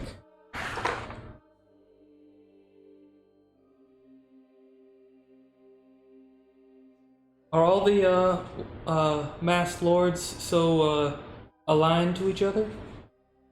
Oh, absolutely not. That would be silly. If all their interests aligned, there wouldn't be much reason to have a dissenting opinion. Dissenting opinion is what helps Waterdeep stay strong. Maxine? Yes. What color is Maxine? Depends on what she's feeling that day, I guess. I don't rightly know. The only one that'll talk to you, though. I don't know if she's a brown horse or a white horse or a spotted horse. Well, I don't talk to the horse. I hire people to do that. Is this food That's free? fair. Oh, yeah, it's already paid for. I start heavily eating. Oh, you could rival me in my young adventuring days with that kind of appetite. But not anymore. He digs in. I start. Eating contest? You challenge me? I start taking, like, if there's nuts and stuff, I start trying to sneak some in my pockets. Like right around the time that you've gotten full of pockets, he's like the second and third act have come. It's crescendoed. It would help if you knew what was going on, but it's a very pleasant opera experience for sure. And you said she was a giant, right? Mm-hmm. If he's willing to make small talk, I'll ask him more about you talked of giant slaying, but you're here watching a giant opera now. What do you think of that? Warring tribes and kingdoms need to be pacified every now and then. So just a warrior of circumstance. No, I was hired to do the job. Right. Circumstances. Sure, everybody has a reason for everything, I suppose. They were on the wrong end of the sword. Some people's purposes are more pointed. It's my sword. They also had a bad habit of eating children, so there was that. I was just curious what your thoughts on the people were. Good by their own rights, but if needs be, they could be executed on the same. But, Something tells me that that's true of most people. yes. But those kinds of days for me are centuries ago. Now, I just collect information. Are you a collector of anything else? Oh, tons of weaponry. Nice livelihood. My wife died a few years back. Things are a bit weird now. I don't know how I feel about things anymore, but for now I'm content to just survey. I'm sorry for your loss. You talk to her still? I visit her grave. Is she buried in the really pretty grave on the other side of the city we've heard all about? Yes. She is in the city of the damned. Dead, not damned. Damn that woman to hell! That one is across the street. A very foul place. Hope you don't rest there. Yes, I have With had a the small fishes. statue placed of her, and she has a very quite and pleasant mausoleum, which I can go and speak to her in. Open a gambling hall across the street from the City of the Dead. Call it the City of the Damned. And only vampires hang out there. Do you have a place of residence? A location of your, your group? And at this point, he pulls out 3 silver. Let's see. They're silver pins with a harp within a crescent moon. They're just like small little badges. And you guys present these to other harpers when needs be, and they will be on your side. How do we know to recognize other harpers? Most of them probably won't talk to you, unless you have needs to talk to them. Does But that mean we don't need to talk to people unless we have reasons to talk to them? in this case, you have a reason to talk to Maxine. Presenting a pen, if they should do so, should mostly confirm it, or they stole it. Why have pins and not tattoos? Tattoos are so visible. And permanent. There are ways. Cutting off the skin, I find, works out just fine. You consider your guildmates to be permanent members as well? Or... The faction members? Ah, some are in it for life. Rainier, very developed, very focused individual. Others come and go. If you stop, that is fine. Every now and then we might send you a mission.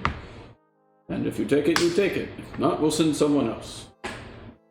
I think that fits our fancies quite well. Thank you. I tried really hard. And I must say, you all look very exquisite. Must be your threads I hear so much about.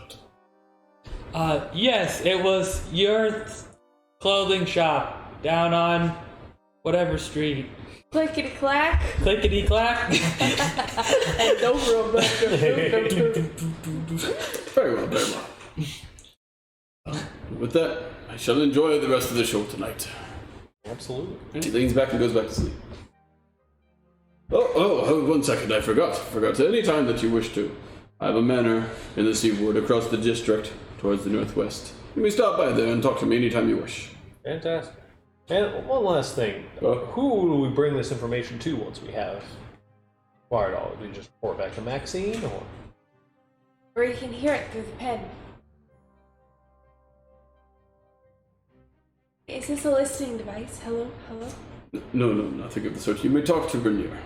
Believe you know most, or if you find me in my Rainier, manor, are that you also here? works. Rainier, can you hear me? Maybe we'll go to the market warren and think about some listening device upgrades for it. Well, very nice to meet you. Nice to meet you. Enjoy the The show. opera's not over. There's a quick knock, and a lieutenant walks in and whispers in their ears, "Feel free to stay and enjoy the rest of the show. I must go see to other matters." Pleasure meeting you, Mert. Nice to meet you. And with that, he flips a switch on the wall, and a raised kind of gating goes up, and it's now blockading off his treasures in the back of the room. And he walks out. Cool. So, does this box office have basically an open window that looks out into the opera house? What does the opera house actually look like? Is it set up like an opera house? Yeah. You're kind of like in an amphitheater. There's a ton of different sort of seating arrangements, but you guys are extremely high up. The voice carries very well. The acoustics in here are Fucked up. great. Night. You're in more of like a low blue, dim light lit kind of area, and you can see that there's different colors throughout the different box offices. So you're just in a blue themed one. Mm-hmm. There's a short, thin panel of glass in between you guys, and there are certain holes at the sides that lead out to the amphitheater that, based on their acoustics, bring in the sound from the amphitheater. And then the amphitheater itself on the lower decks is just filled with people? Is it Yes. jam packed? Jam. Okay. not And then NPC. how are people are people talking, or is it a silent Very silent. silent crowd? Okay. Except for the occasional emotional reaction to Hoop and holler. the song. Less hoop and hollering. I would like to use the spyglass to look at all the other people. I'm do you see what they're You don't, actually, because as soon as you point the spyglass up, one, you find resistance on the piece to go up, and then if you force it into place, you see there's a magical darkness that blocks your view into any of the box office. Tinted windows. How far down can I go? Can I see anyone? Yeah, you can see all the people in the amphitheater below. Okay. Steamling. There is. I don't know what that is. That you are looking at a very, very snobby and fancy goblin who's sitting in that chair. He's just a pure burnt orange shirt and a big giant macaroni blue feather sticking out of his cap. Carrying a small little scepter of sorts, and he keeps nudging his friends next to him. Do they look like an ASMR and No. okay. Well, what do y'all think about the opera so far? It's very nice. I prefer to be able to understand it, I suppose, but I am with you there. There's a short knock at the door. Would you guys like a translator? Yes. Very well. And in a short second. Wait, do it cost money? He's already gone. In It's walks. like, the attendant shows up at your thing. Would you like any room service? Any champagne? Yes, please. Wait, the champagne costs money. Oh no! It's okay. It's on the room. In walks a rather stunning and well immaculately dressed half giant male. He is huge. Stands almost 12 feet tall in this room. I will be your translator for the evening services. If you would like, I can start from the beginning. We can take the abridged version of the act, or I can resume from where she is currently singing. From the top. The top. Okay. From the top, sounds like. Very well. The Fall of Tiamat is a very graceful piece, and I would love to give you a version. Albeit we are over halfway through.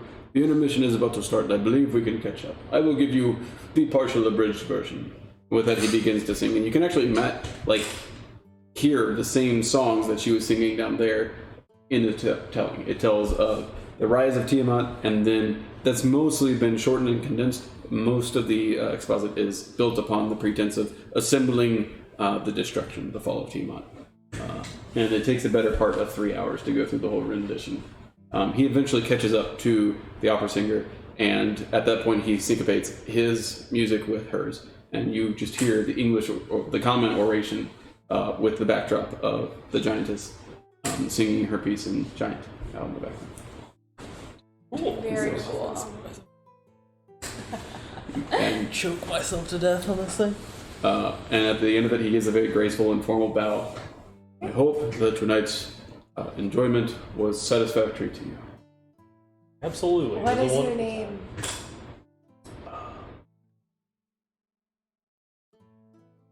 I don't really like soliciting of this. They call me the translator, but for you, you can call me Kale. Kale? K-L. Kale.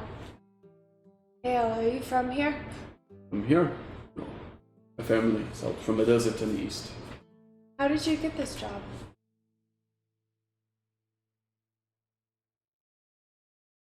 We were traveling a while ago, and I've always enjoyed the arts more than the bashing. I sought around, and they found I could translate. And I had a voice. With a few auditions, they took me into their own stewardess, and I have been trained for many years now. One day, soon, and he's like looking out over the amphitheater as people are starting to flow out, I will be able to take the stage and tell my own stories. I had a dream. I had a dream. He had a dream. Well, you could come tell your stories at our tavern maybe sometimes. Your tavern? Yeah, that'd be a fun event to host, right, guys? We run the newly renovated Three Feathers Up on Troll Skull Alley, the old Troll Skull Manor. Oh. We're That planning makes on throwing a bit of a opening party sometime soon. You should come. I'm sure people would love to hear Or you sing perform. there. Either one. Yes. Okay, yes. You have somebody I can get in contact with to arrange these things? Probably yes, but I don't. Sometime soon, we'll send a flyer over to you. Yeah, we can either like send contacts to the Opera House, or you can send letters to our address. However he we'll wants give you to. my address. Or I'll send you a kid. Yeah, we might nope. send a kid. No, we'll get to the deliver the message, like a message boy. handwrites like a Dropbox office, basically. They do have a post like system in Waterdeep, and he hands you. Yes, send me a letter there, and I would be glad. Fantastic. And with that, he takes his exit. I wanted to preview. I just got it. He's got a 3-hour rendition. Nope. I pocket some of the rest of the food that I can. And attendant goes, would you like some to-go boxes? Yes. Slaps pockets. Very well. All of it? Yes. Slaps. Pockets. Your dress has pockets. These pants didn't come with any.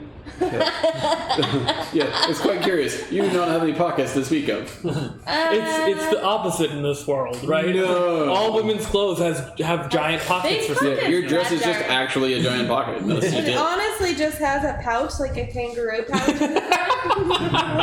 It's just one big With pouch. its own little mini-me kangaroo comes out. Food. Cast alter self to give yourself a kangaroo pouch. Anyways, in short order, there are Yikes. the food is crated up. You will find your stagecoach waiting you downstairs. We will have the food loaded shortly. Afterwards, you can make your way there. Thank you very I'd much. like to maybe linger for the after party. This seems like a good opportunity to spread the word about our upcoming party.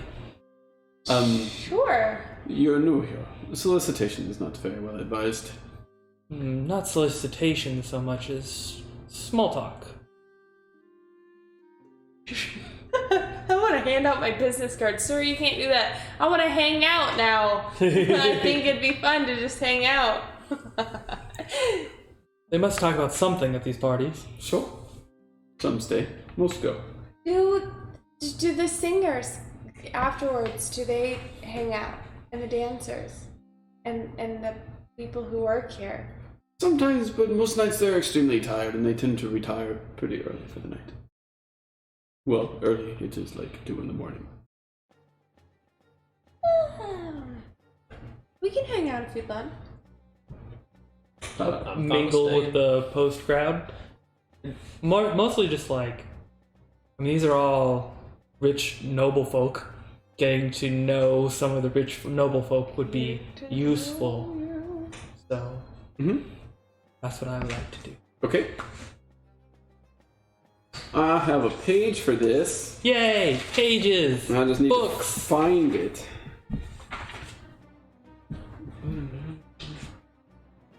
You do hear that there's So I still really like wanted you to sing. I Sorry, I haven't brushed up on my giantish. That's okay. I forgive you. know. Just say a bunch of weird words like llama. Llama spittoon. Okay.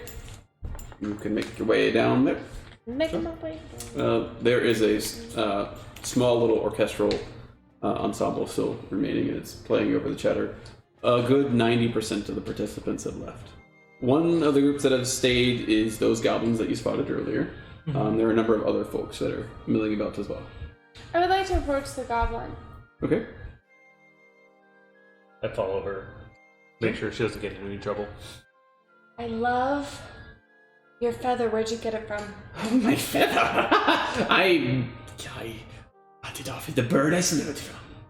Kind of bird. It's a rook. Rock. It's a rock. Oh. I'm sorry, the common language is much too weird for my tongue. What did you think of the opera? Oh, I love this opera. Have you been before? Very much so. This is at least my 17th one. I very much love the story. The Fall of Tiamat is so exquisite. What was your favorite part? The parts I could understand. And spending all my time learning Giantish so I can appreciate this more. That's very noble of you. Yes, I'm quite aspiring. I wish to become one. Sadly, chieftain is not one of the nobility titles in this town, but I'm working on it. Tell me more about your, whatever you're chiefdoming over. There's a word there that I can't English, so... It's a word in common, though, and that works for me. Chieftainship. I am Chief Tip Tap. Tip tap. Tip Tap. Chief Tip Tap. Tip tap. Yes. And I sell a variety of goods to those of the smaller stature, exotic as they would be. I also fancy myself as a purveyor of pets. We range from beetles to frogs. What area of the city is that located in? Well, now all in Waterdeep. We used to be out in the plains to the east for a while, but that got tiresome. Too many banditry.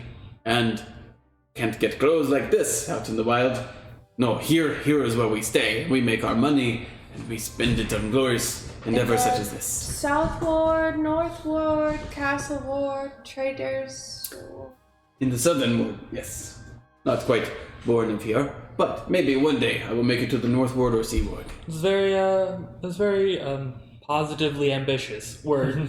wording in English. Very much positively ambitious.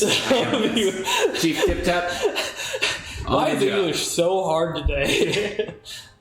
I move on to one of the other noble groups. Well, you guys can do as you wish. I'm mostly hanging out, following you guys around. Do I see anyone Thank you. that looks... I'm one to make sure you guys don't get yourselves like in over your head, but I don't really have much reason to talk to nobles. Do I see anyone that looks suspiciously like introverted or like closed off or... One of the groups that's staying there is a rather old man. He's got like a beard that goes down almost to just below his chest, and his hair on the back goes down slightly longer. He's wearing a rather interesting purple leather suit. It resembles like a leather armor, but it's way too cut with trim and stuff that actually function as an armor. It's definitely for... I approached the shit out of that dude. When you get close, you see a massive like and deep scar that runs down. It's kicked out one eye essentially, and it runs down to his cheek and onto his neck. The eye still hangs from his eye. No. He does not wear an eye patch for it though, and he has a spectacle on the other eye. I pull out a card.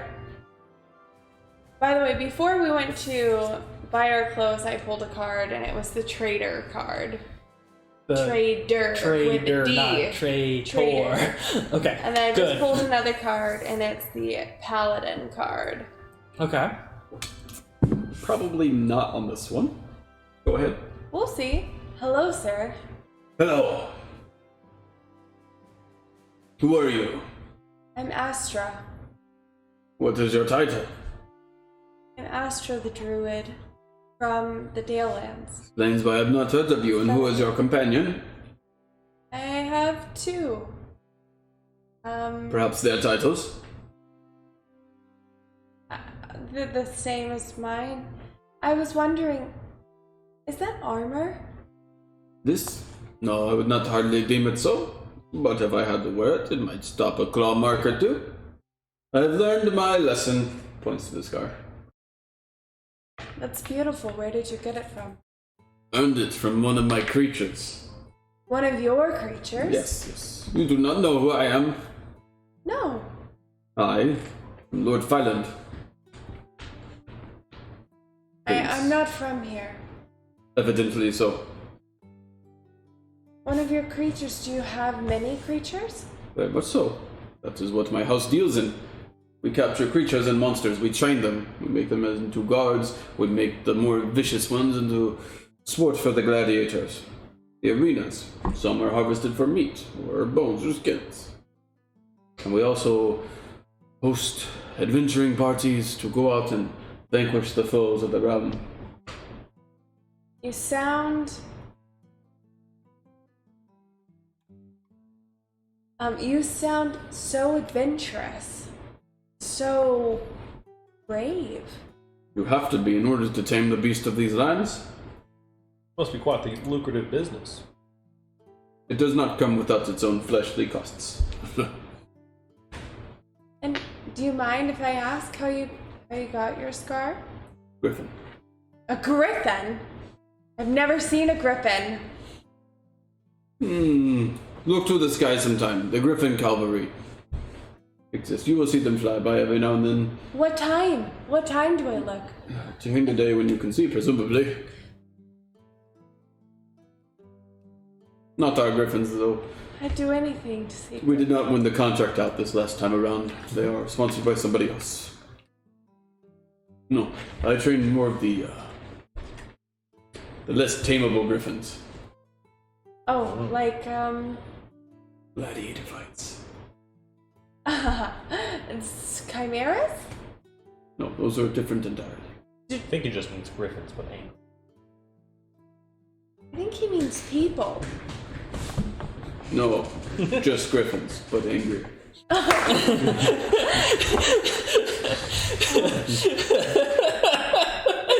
Well, how does one fight in these?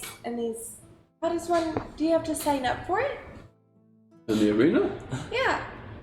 I don't know. How do you think I would do? I think you would be trampled and maybe gutted, especially in that dress. Oh, maybe.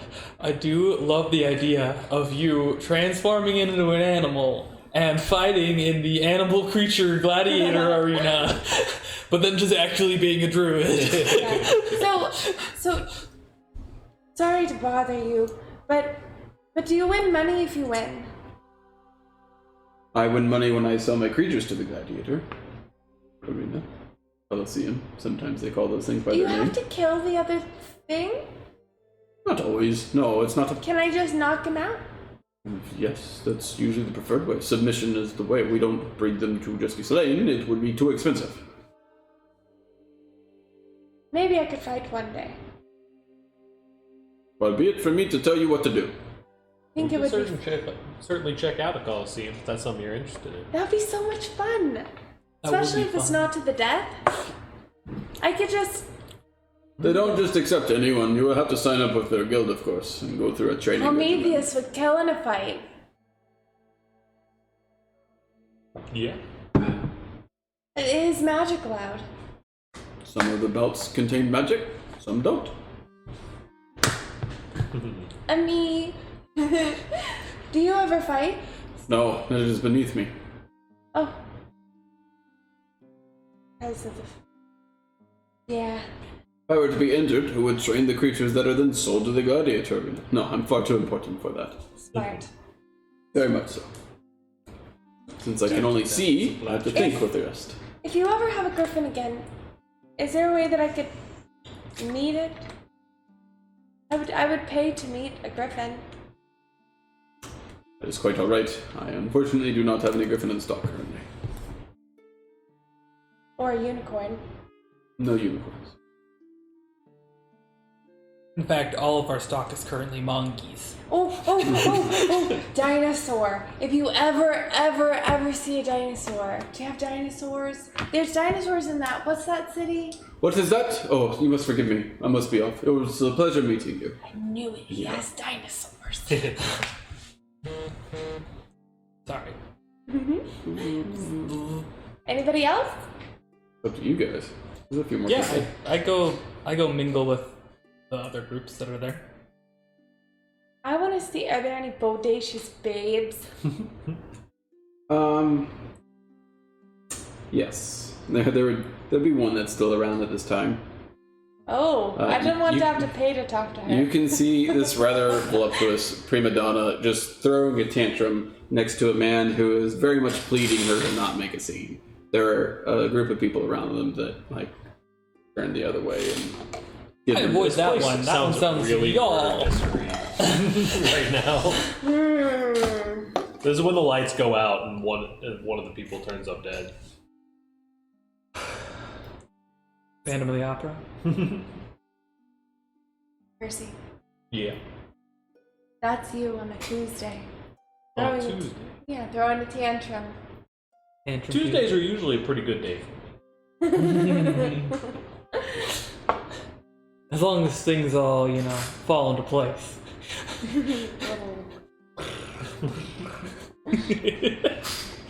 I avoid that particular scene. Okay. And I'm looking for more groups willing to have a conversation. I'd like to lean and listen to what it is that they're. You don't have to lean. She's basically screaming at this point. You always tell me you drive me to these stupid events. They're never what I want to do. What does he say? Please, stop making a scene. We have an image to uphold. Oh, that poor man.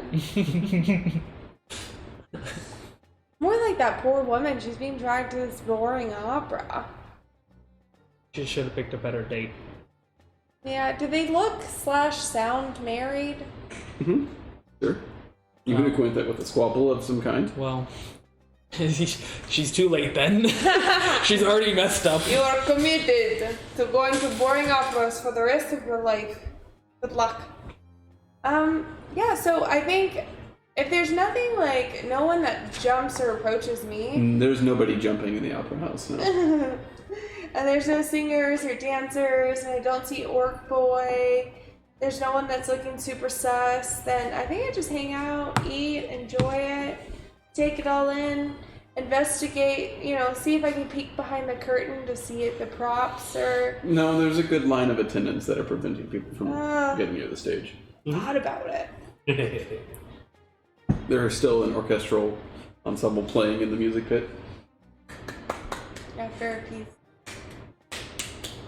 I'm the only one? Okay, alright. I get it.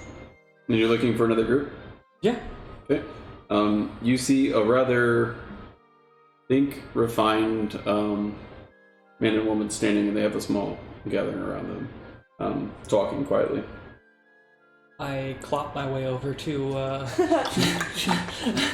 And at this point, like 3 of maybe the 7 people that are in a ring around clearly the 2 people that command the audience there, turn and say, "Is that your sound?"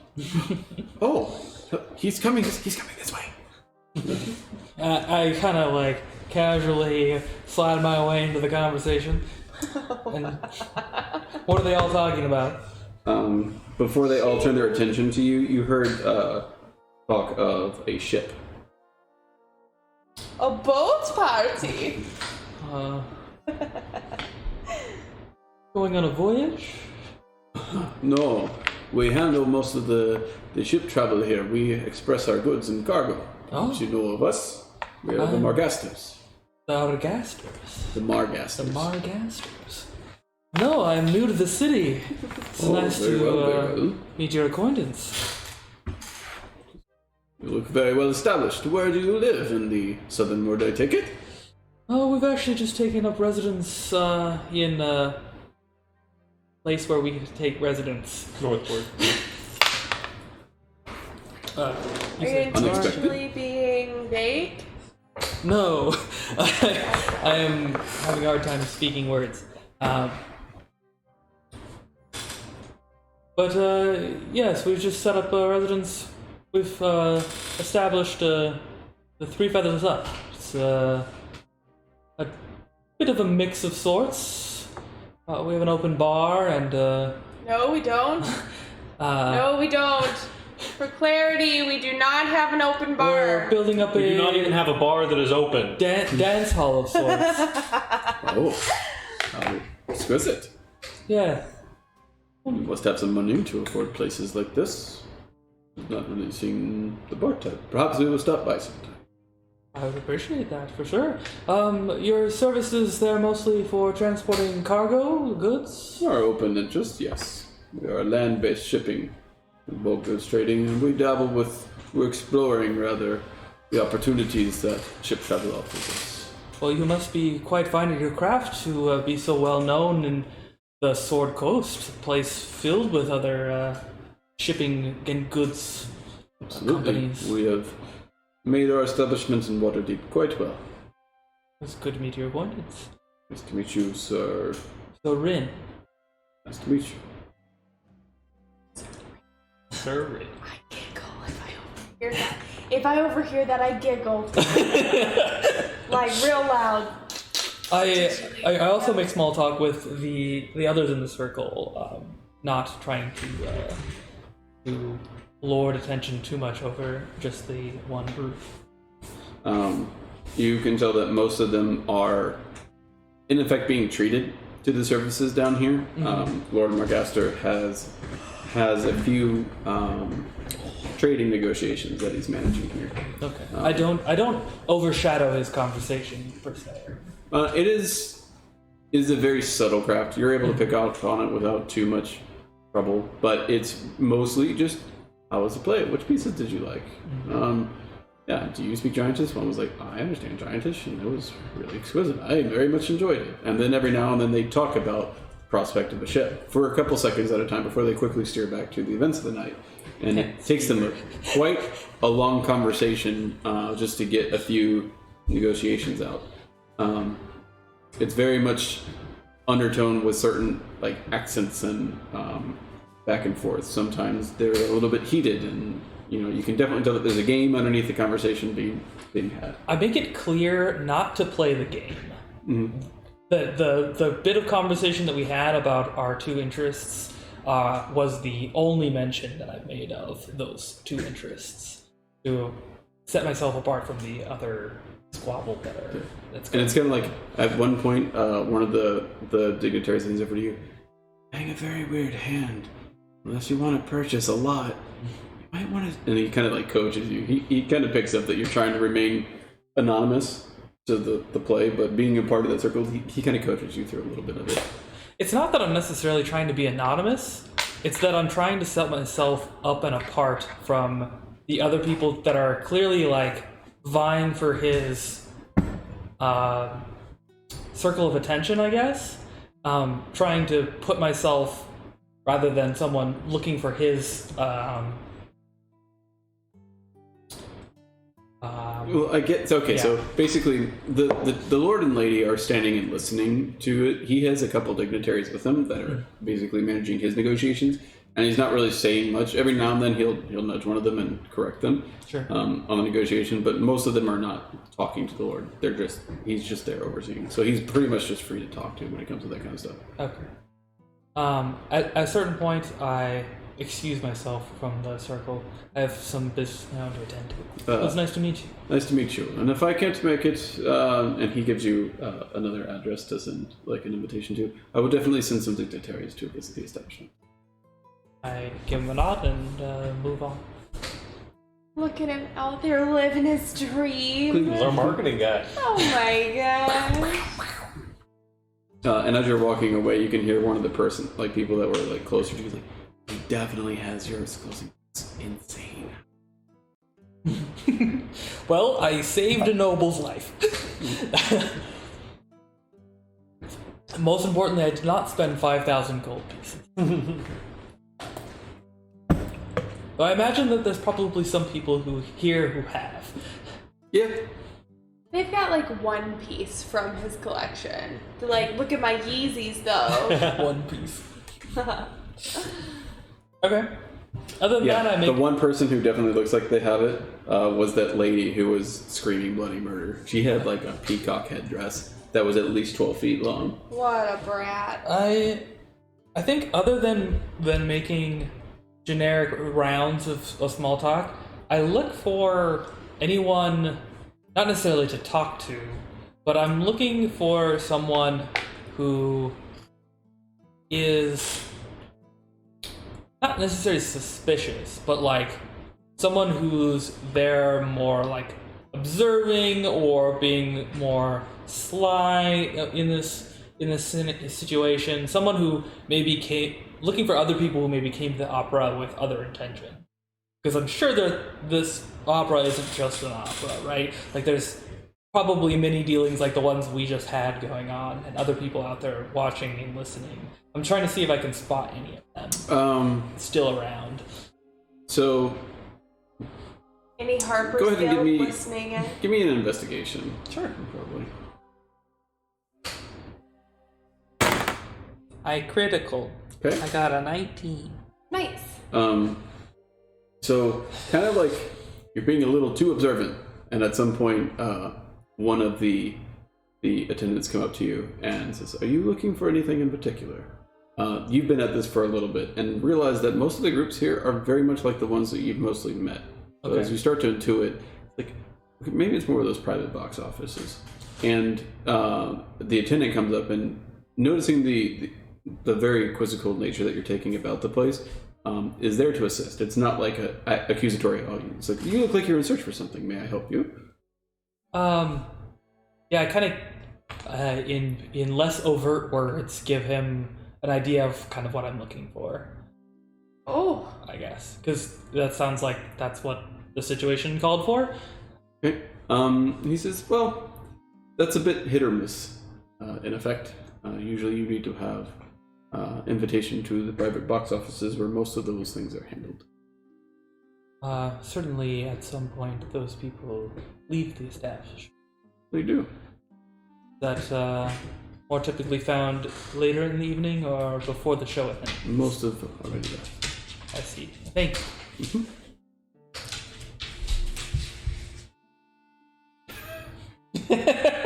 Except for that one. They never leave. A giant Cerberus comes prowling down one of the box offices. Puppies are being cute. Alright. That's all I got. Ready for a formal one? I think so. Okay. Well, while we transition back, let's take a 15-minute break. We will be back at 10:25. 10:25. 10:25. See y'all in a little bit. I always do that.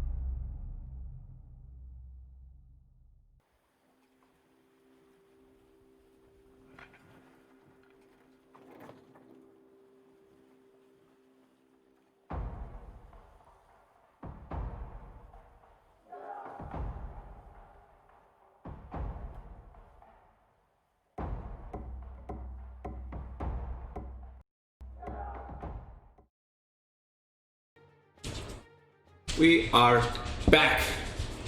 Well, we are finishing up our theater. I'm going home. Oh, yeah. Yep. We're about to leave the opera. Almost 3 o'clock at this point, probably. Yep. Go into Quite a back alley. Get my pearl necklace ripped off. Oh, and shot. Yeah. And then our kid We will, both get wait. shot and you become Batman. Oh, yes, I get to be Batman. I feel like I'm definitely the dad in that situation. Yeah. You're becoming No, Batman. you're the Batman. No, wait. You're the one with the pearl necklace. Oh. You're the dad. Oh. I'm No, Batman. he's got to be the one that. And she just turns into a bat. Oh. Okay, fine. You got me. You got me. Cool. Cool. Yeah. I'm assuming we have a carriage ride home. Yeah, you do have a stagecoach. On your way out, the goblin party passes you, and they seem to be talking about some man named Halflop, who, I guess goblin, that they're hoping to get up on the stage one day. To tell the tales of the goblins. A goblin opera would be pretty sick. Tell them they can perform. I don't mention anything. Wow. Racist. Xenophobic. Listen, I haven't heard the guy sing. I don't know if he's any good. I'm not gonna just invite him to my party and ruin the fair. whole party if he sucks. At least no giant man has a beautiful voice. He does have a beautiful voice. Okay. Stagecoach makes really good time back to your place because it's 3 a.m. Yeah. Only a couple minutes of a ride, actually. Is there a general curfew? Nope. Dead red eye hours tend to be less, not empty, but less crowded than any other time of the day. Okay. I imagine Waterdeep's kind of on Vegas time. Yeah. A really good approximation for it. If there was like, I don't know actually. I've never been to Vegas, but I assume that during the day it's less busy. During the day, it's more busy, Oh, okay. and then in the evening hours, it like has peak times. And then, but in the dead of night, there's still people about. There's still gambling. I'd say our 10 p.m. is their 2 a.m. Right. sort of thing. That sort of time push. Okay. But it's still at like 4 or 5 a.m. It's still, Dead. well, it's not even dead, but yeah. Comparatively dead. Yeah, comparatively dead. Okay. So we've got two quests now? Right? Yes. 2 quests. Okay. Elves being beheaded. And talking horses. Talking horse, yes. Talking heads and non-talking And the horse that you're next to, Maxine is a mare.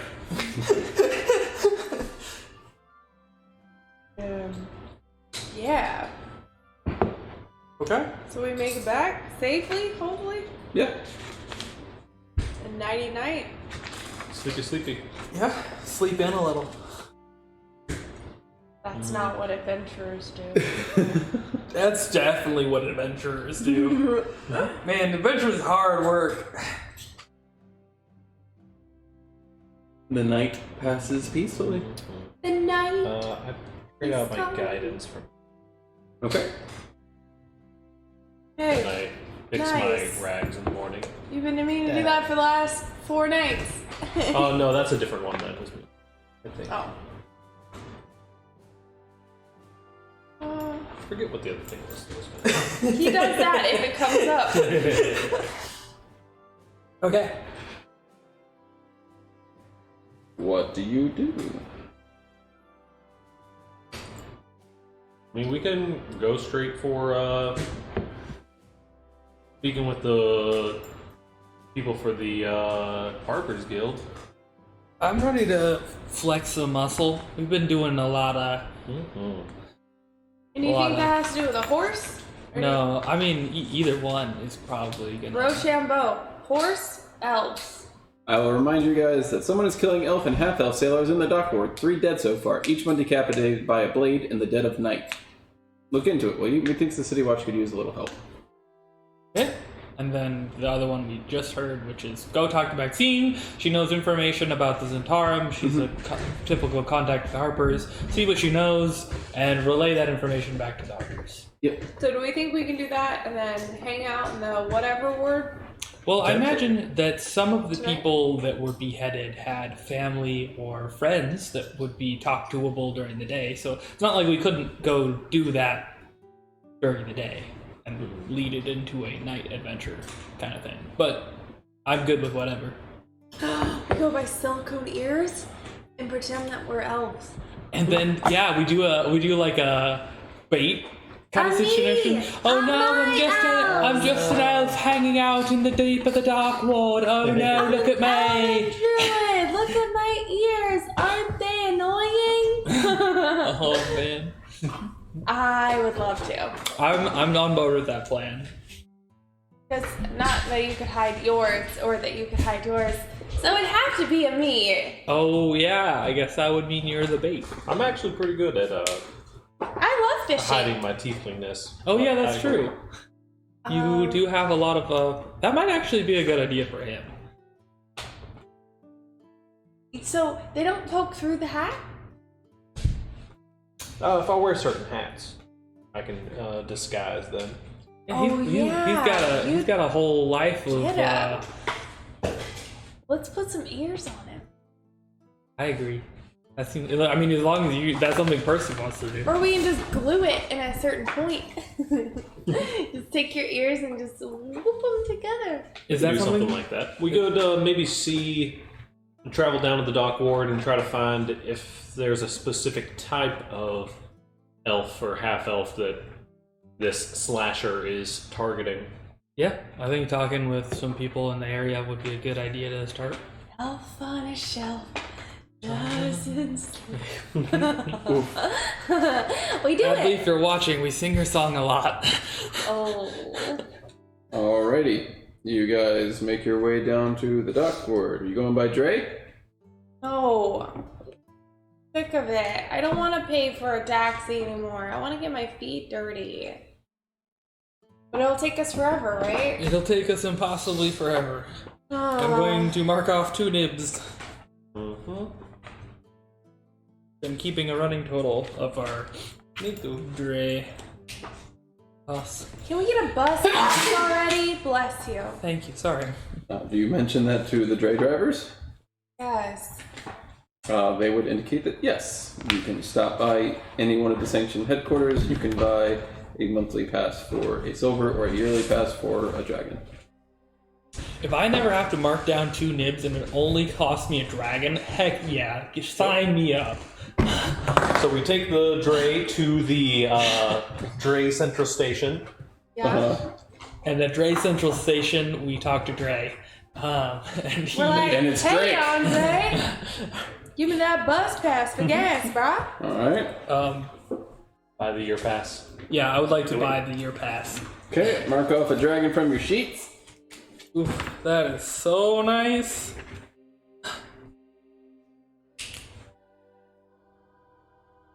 If I think about it right, regardless of this campaign, as long as I live in Waterdeep, I want to be traveling places pretty much every day, almost every day. And if I'm traveling places every day, then I'm spending 2 nibs at a minimum every day, and that times 360 days is 3.6 dragons. So I just saved 2.6 dragons. That's exactly how toll tags work. Yep. So Yeah. I'm totally down with that. Plus, convenience is king. More like convenience is the open lord of Waterdeep. Hello, yes, I'm king of this town. My name's Convenience. I would like to potentially stop at a blacksmith or marketplace and buy a couple sets of manacles and chain. Okay, do you want to visit the ones next to the Troll Skull Manor? Sure, that's fine. Alright. Is there a leather worker? Yes. That would be in the realm of... A hot second, give me just a moment. That's fine. There's Imric. There's Embrick. Embrick and Follow Lafia, the apothecary. Rashal, the dragonborn. There's Bookworm's Adventure. I don't know. Oh, the blacksmith with steam and steel. I'm so ready. I need to buy studded leather. Right. Because I only have leather armor currently. you would get some from the bent nail. The bent nail? Okay. Yep, mostly wood stuffs, but he definitely handles like leather and stuff for the upholsteries and stuff like that. How much does... Wait, I thought the wonderful couple. Embrick and Nabi, they sell Tally the studs that he would use for the leathers. Okay. Okay. How much... You could requisite to have like more exquisite ones made for you with stamps and stuff like that if you wanted to, but not necessary. How much would studded leather armor cost? Standard price in set price number. Which I believe studded leather is 45 gold. Let's find out. D&D Beyond. Hey, I'm gonna do that also. Let me switch it off the opera.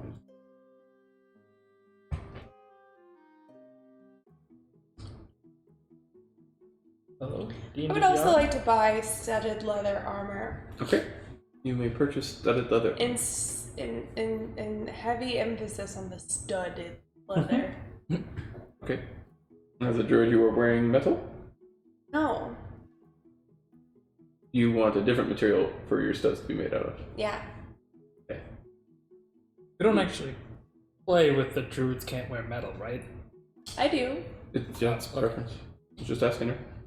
So, yeah, you can sub out the material. It'll be like a hardened wood. Yeah. Thanks. How much is it, Colin? Sorry, the thing had to load. It was downloading some source material. Can I give him my leather armor for its basic cost? It would be half. Armor Oh, and shield. I think it's 10. I found it. Leather is 10, studded leather is 45. So I spend 40? You spend 40. Cool. And I pick up 3 sets of manacles. Whatever the player handbook price is for that. 15.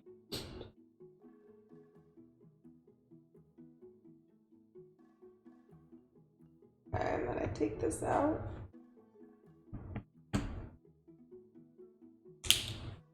Done. Easy. Easy, easy. I also buy some Yeezys. 2 nibs. Turns out they haven't quite caught on here yet. Just the add button. In this world, he took his campaign for presidency seriously. Free Yeezys for everyone in Waterdeep! That's my campaign promise to you! Oh, copyright. Studded leather. Getting it, son.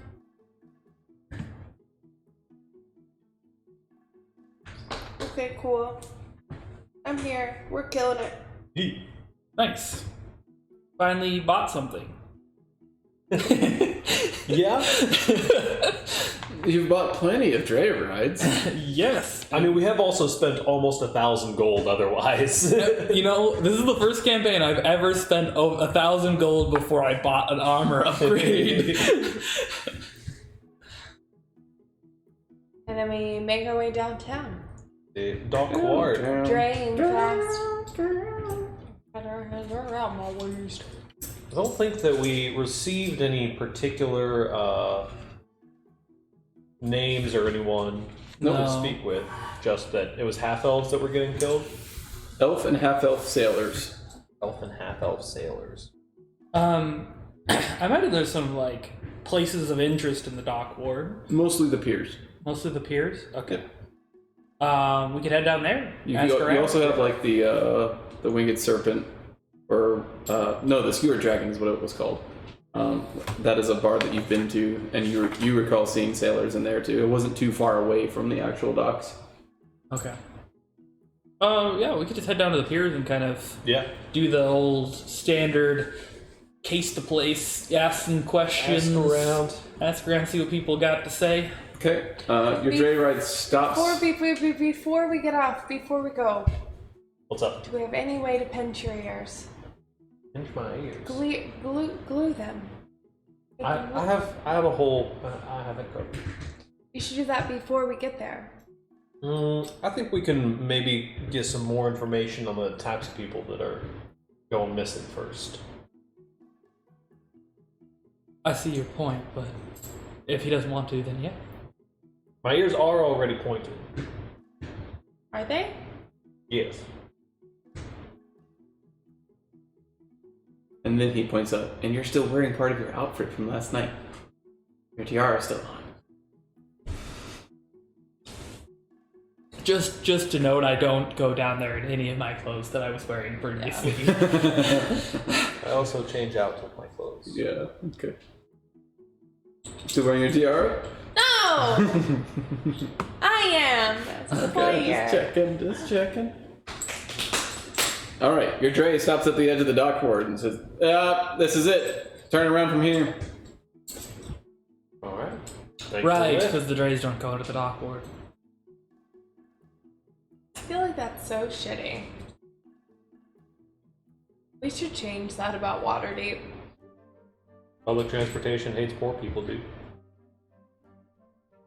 Just upgrade their whole public transportation system. It'd probably be Expensive. expensive, but somehow do it. Long con. Long con. Overthrow the guard. Become the open lord of Waterdeep. Furnish the transportation. Interesting. There might be some other steps in there, I'm not sure.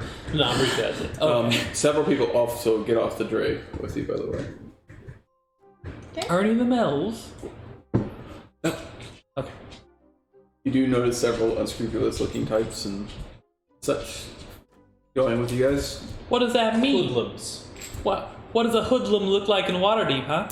You can see that They wear hoods? are concealing daggers not too effectively with them.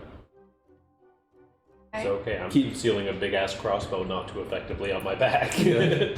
They keep casting rather suspicious, since you were looking for it last night, looking appearances in your directions as you guys start descending into the dock ward. Yeah, quick question. How easy was it to take the armor casing off of my horn? You found it very easy. Okay, good. I figured. I just wanted to make sure. Okay. I don't wear my clippy cloppy hooves either. Big floppy. You're gonna, after every time you take them off, you're gonna be like, Feet feel so much better. The unique thing about you removing your horns is that like you were like, how do I remove this? And you did, and they started melting off, like the plating started melting off of your horns. But if you think of like mercury as a metal, like how it sticks together, you guys were able to like, once it started melting, like, oh, holy crap, and you got some kind of container to carry most of it, and the rest of it was a small little mess to clean up to put into this bowl. You currently don't know how to reassemble the plating. Okay. Anyway. We head towards the docks. Or the pier, rather. Okay. Mm-hmm. We're goofing it.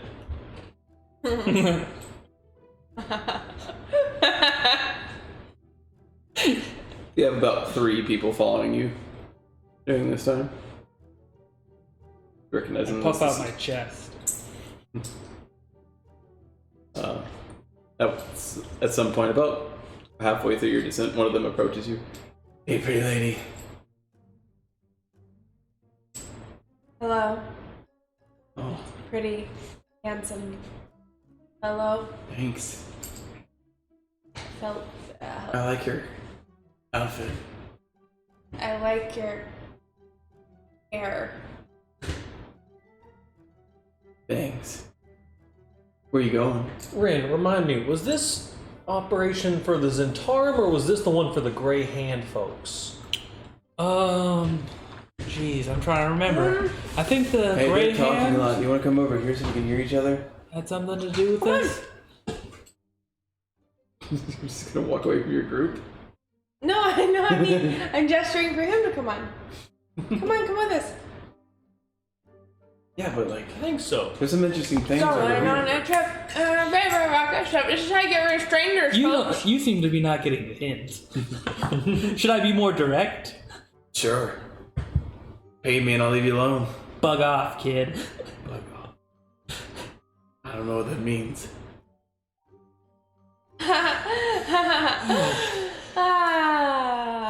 Percy, you're better at dealing with these folk. I'm too nice. Help. Listen, What are you here for? we got a long way to go. Anything like you were doing down here? Why do your friends keep talking for you? You can answer yourself. You look like a strong, independent lady. Be careful, she's quite a spitfire. Wouldn't want to get singed now, would you? I shoot firebolt at his feet. Neat party trick. Where'd you pick that up from? The Emporium down there? That's pretty cool. I've been there a couple times. I've always wanted to save up to buy one. Leave me alone. What if I don't want to? It's a free world. I'm sure the Black Robes would love to capture you. No, I'm fine. Oh, you're fine now. Yeah. What do you think a pretty girl like me does? Hang around thugs like you or I black? feel like I'm offended. I'm not a thug. Oh, poor thing. Where do you come from? Where are you going? Maybe I can follow you home. Take everything you have. I'm not taking everything you have. You know, just take me with you. Okay. If she wants Come to. with me. I have somebody you'll love to meet. Who? It's a surprise. Dupla? You seem like you're a part of that sort of thing. That crazy Yeah, old like man? No. Yeah, I mean, pretty much. You're crazy. You're kind of talking to strangers you don't know who could possibly hurt you. Like, you kind of fit in with that crowd.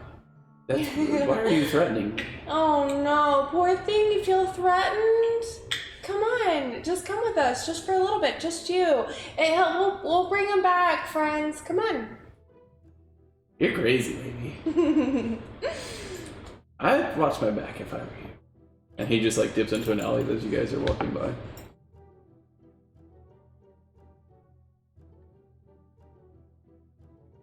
I almost made a friend. You almost did. One of the friendlier ones that you've had the pleasure of interacting with. They seem to be getting more friendly the more we interact with them. I honestly pity these people. I wish we could help them, but they don't make themselves particularly open to be helped.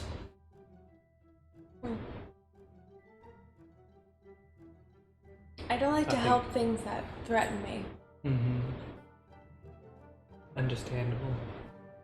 I may look stupid, but I'm not stupid. I've only got the intelligence of A plus 6-year-old. 0. Hey, that's more than me. But I've got the wisdom of a +3. Yeah, bitch, yeah! Get out of here, stranger thug man! Intelligence of a 6-year-old, wisdom of a 670-year-old. You guys remain oddly undisturbed for the rest of your walk down to the docks. Cool. Rock on. Listen, I figure that some people, like, walk around in the dock ward and aren't harassed every time they step out of their front door. Because it's just like... That's gotta be a thing. I've never been to downtown Dallas in certain parts where I wasn't harassed every single time. In the middle of the day, at But the not dead of everyone night, who's in downtown Dallas is getting harassed. I'd say about 80% of people who go to specific areas of Dallas get harassed, no matter the time of day. And I assume that that is what this is. Outsiders. You're an outsider. I don't know if we really look like outsiders at this point. Like, Do we? We're not. We don't have tiaras and... You definitely don't look like your front dock ward. Why is that? You don't fit the aesthetic. I don't know. I was just the last thing I did in these clothes was muck out dead chickens from a farm, and we've been all our armor and clothes has been also torn an to shreds. outsider. Okay. So it just takes a little, like, do we need tattoos on our face? Do we need... That would help. Okay. broken Disguise kit. maybe some messed up teeth, dirty clothes, smelling bad posture. Yeah. So we're doing our best to fit in with what we have without effing ourselves up. You know, I'm not putting a tattoo on my face. Don't have poor dental hygiene. You know, but we're not. Maybe we just like dunked ourselves in the dock water for a while. The smell in it would change, and then we'd smell like dock water. There you go. They probably all have really good noses. Oh my god. That's why they call it the dog war.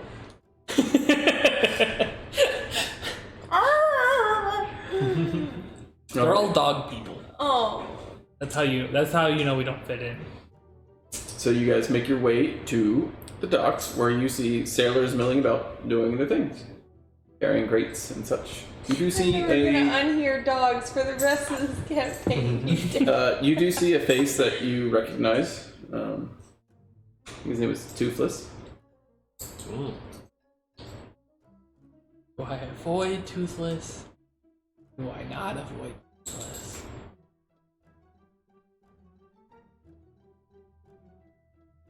Honestly, probably get more out of Toothless than anyone else in the area. Yeah.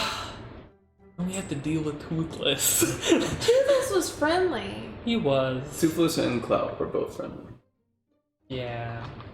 Okay, we approach Toothless. Okay. Toothless seems to be carrying a rather heavy box right now, struggling as it be. I'd like to help Toothless carry his box. So he's like basically As long blind. as it looks like he isn't stealing something. Yeah, he's basically blind because he's carrying this box with very bad posture. It's pretty heavy, and he doesn't see that you approach. And all of a sudden, his thing is like, yeah, my muscles are growing in. Finally, I knew the day would come. All right, let's see if I remember the way. And he starts heading towards the gangplank, missing it by about 20 feet. He's about to walk into the water. He has zero recollection that notice that you are helping him currently. What are y'all doing? I yell out that you're about to fall in the water. I assume I noticed that. Yeah, very much so. Yeah, don't go and fall in the water. I steer him in the right direction. But So at can some someone point, get his attention, please? Yeah. So he's like just he's walking with his box in his face, and like all of a sudden he's like he can't walk forward anymore. I'm up against the wall or something. What's stopping me from moving it? And at some point you're just like, how has he not noticed that I'm preventing him from moving? And you are forced to say something to him. Toothless. Who's that? The box is talking to me. Hold on, I gotta set this down. He sets it down and just sees me on the other side of the box. Yeah, he's like, hello. I know your face. I don't remember your name. I can't remember my name some days. That's perfectly fine, Toothless. Hey, did you find my tooth? No, didn't find a tooth. Yeah, the one I found fell out again. Oh, you're here to help me with my job. I gotta get the box on the ship. Yeah, that's what I've been doing. No, you haven't. I just saw you now. You couldn't have been helping.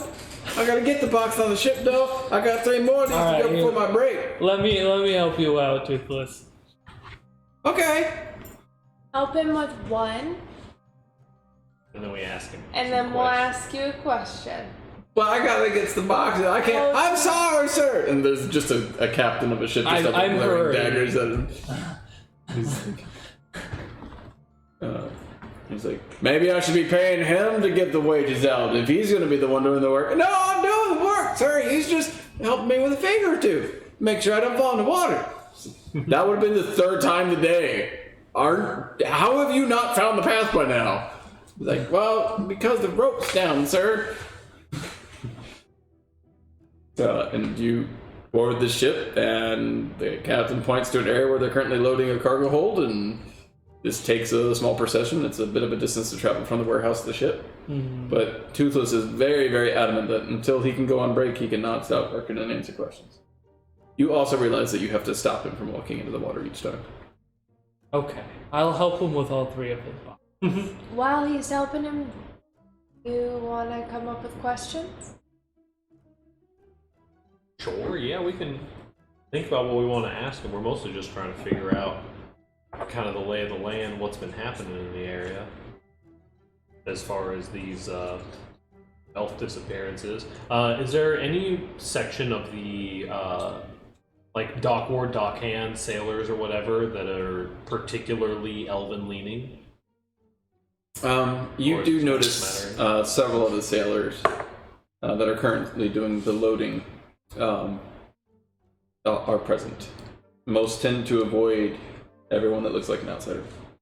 They aren't mean to you. They just like, I ain't got business with you. I don't want no trouble. And they keep ignoring you. These are the elves. Well, Yeah, just about anybody. no, we're specifically looking for elves.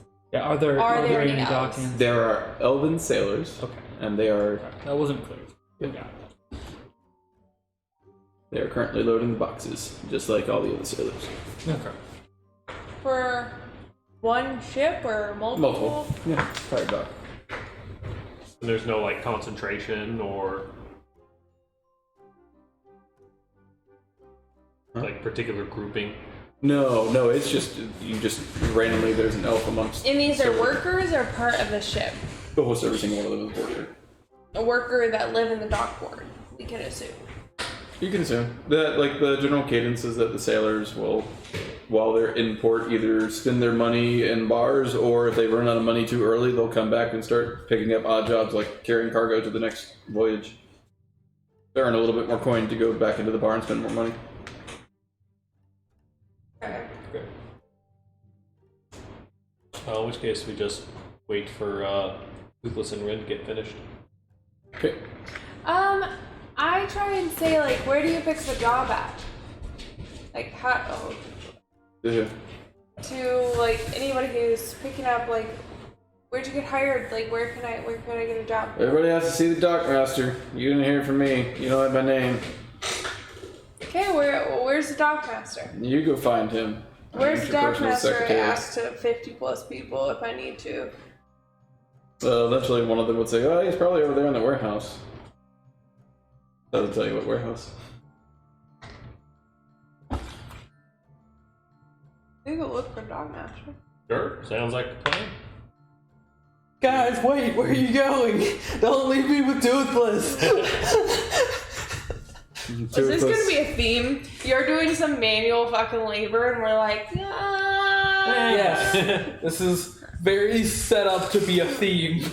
At some point, he's like, you need to work harder. I'm still sweating over here. Also, it's hot. Yes, Master Toothless.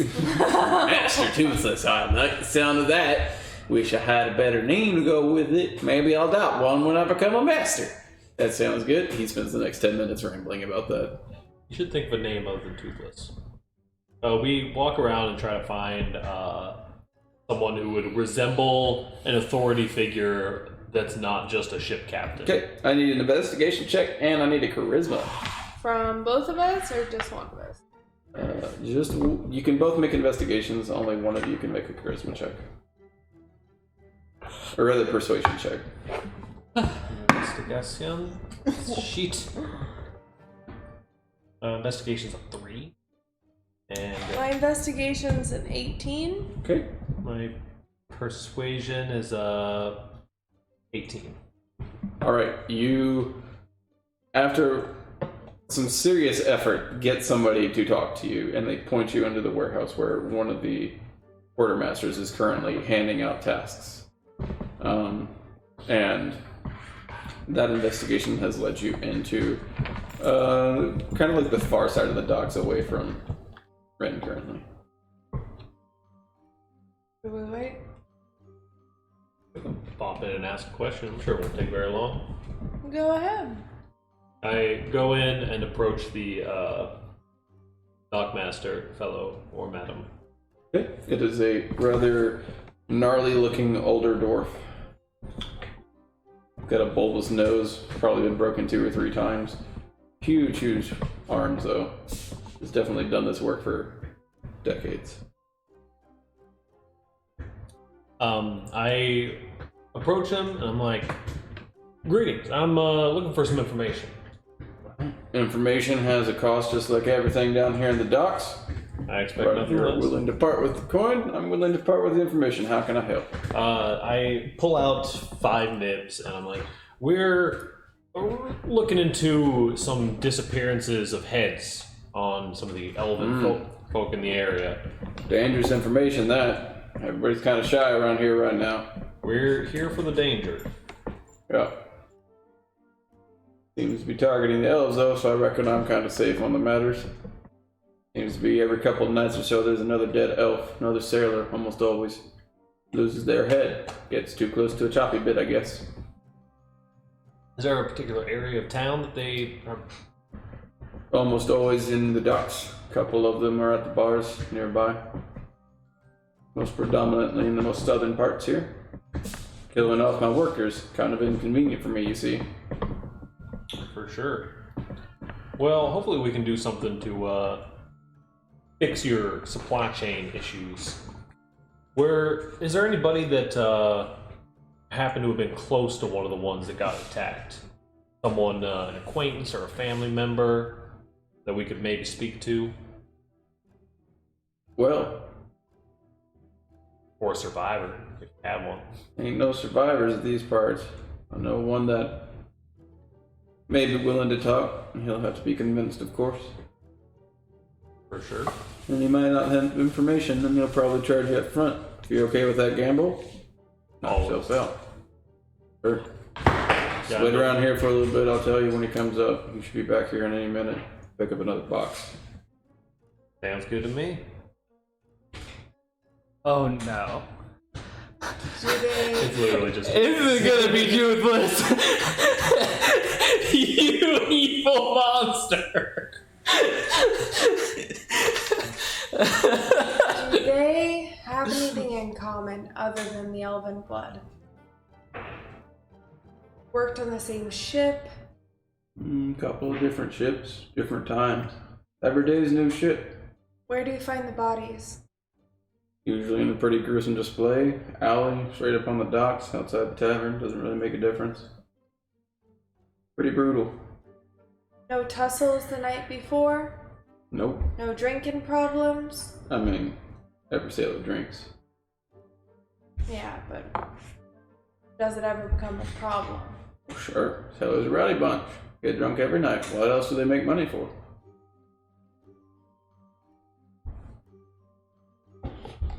I don't know where I got that drink from. Thanks for the drink, mister. You just drank my drink! You drank my drink.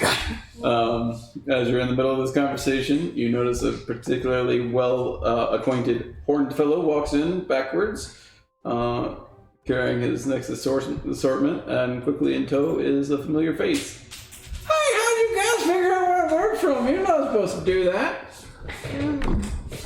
Hey, did you know they were going to be here? They're going to help us carry the last box. I just got one more box before break. No, I think it's just me helping today. They're toothless.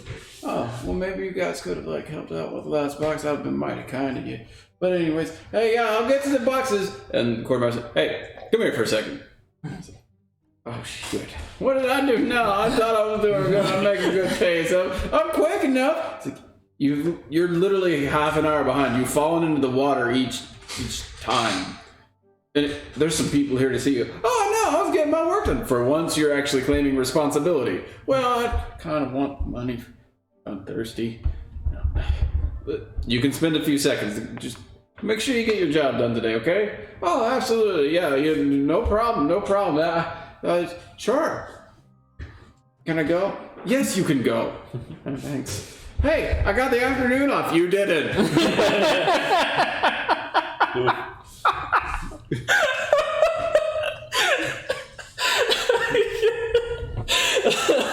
Anyway, I'm free to go around town. I think Rin is also laughing at the situation. I'm so triggered. Oh. Triggered.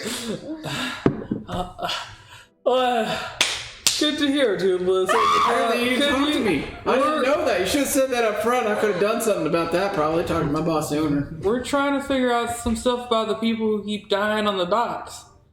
You got any information people, for they're us? not people, they're just elves. That's fine. Yeah, we're trying to find out what happened to them. Well, they lose their head. Tell the wrong joke, I guess. And nobody found it funny, so I'm pretty sure that's the punishment that fits the crime. Yeah, but you see things, Toothless. You seen anybody who's been doing the head cutting? I know you see a lot of stuff around here. This is gonna sound weird, but it's like a shadow elf. That's not good.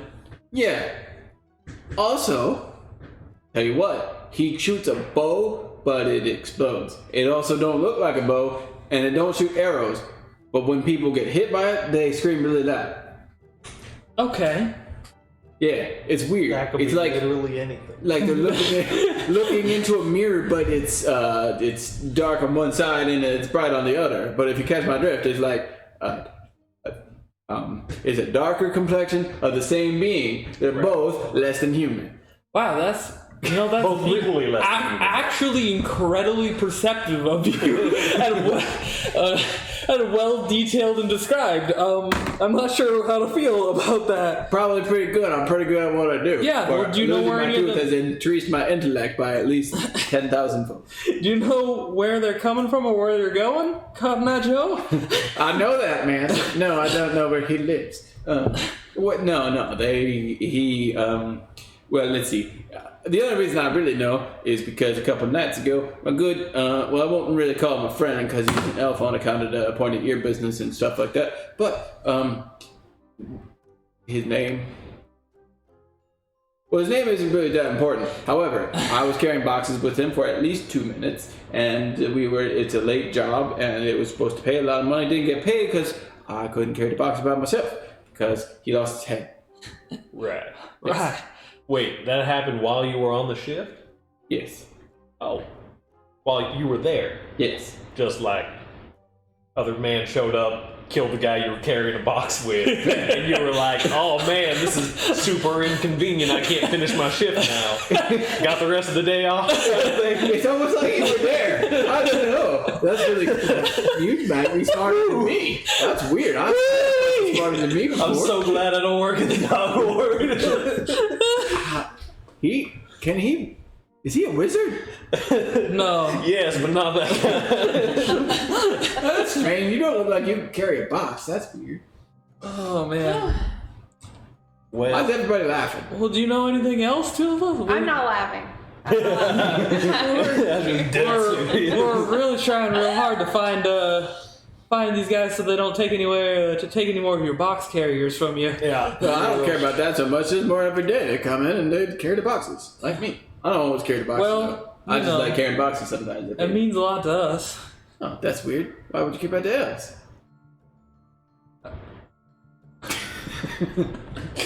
It's less and more of that, and more we're getting paid for it. Oh, you're getting paid? Oh, I like getting paid. Yeah. Yeah. There's some money in it for you too, Toothless. Oh, now I want to help more. How can I help you? We need to know more information, and information. Hey, boss, I'm taking the afternoon off. I don't care if you pay me no more. I'm getting paid by them.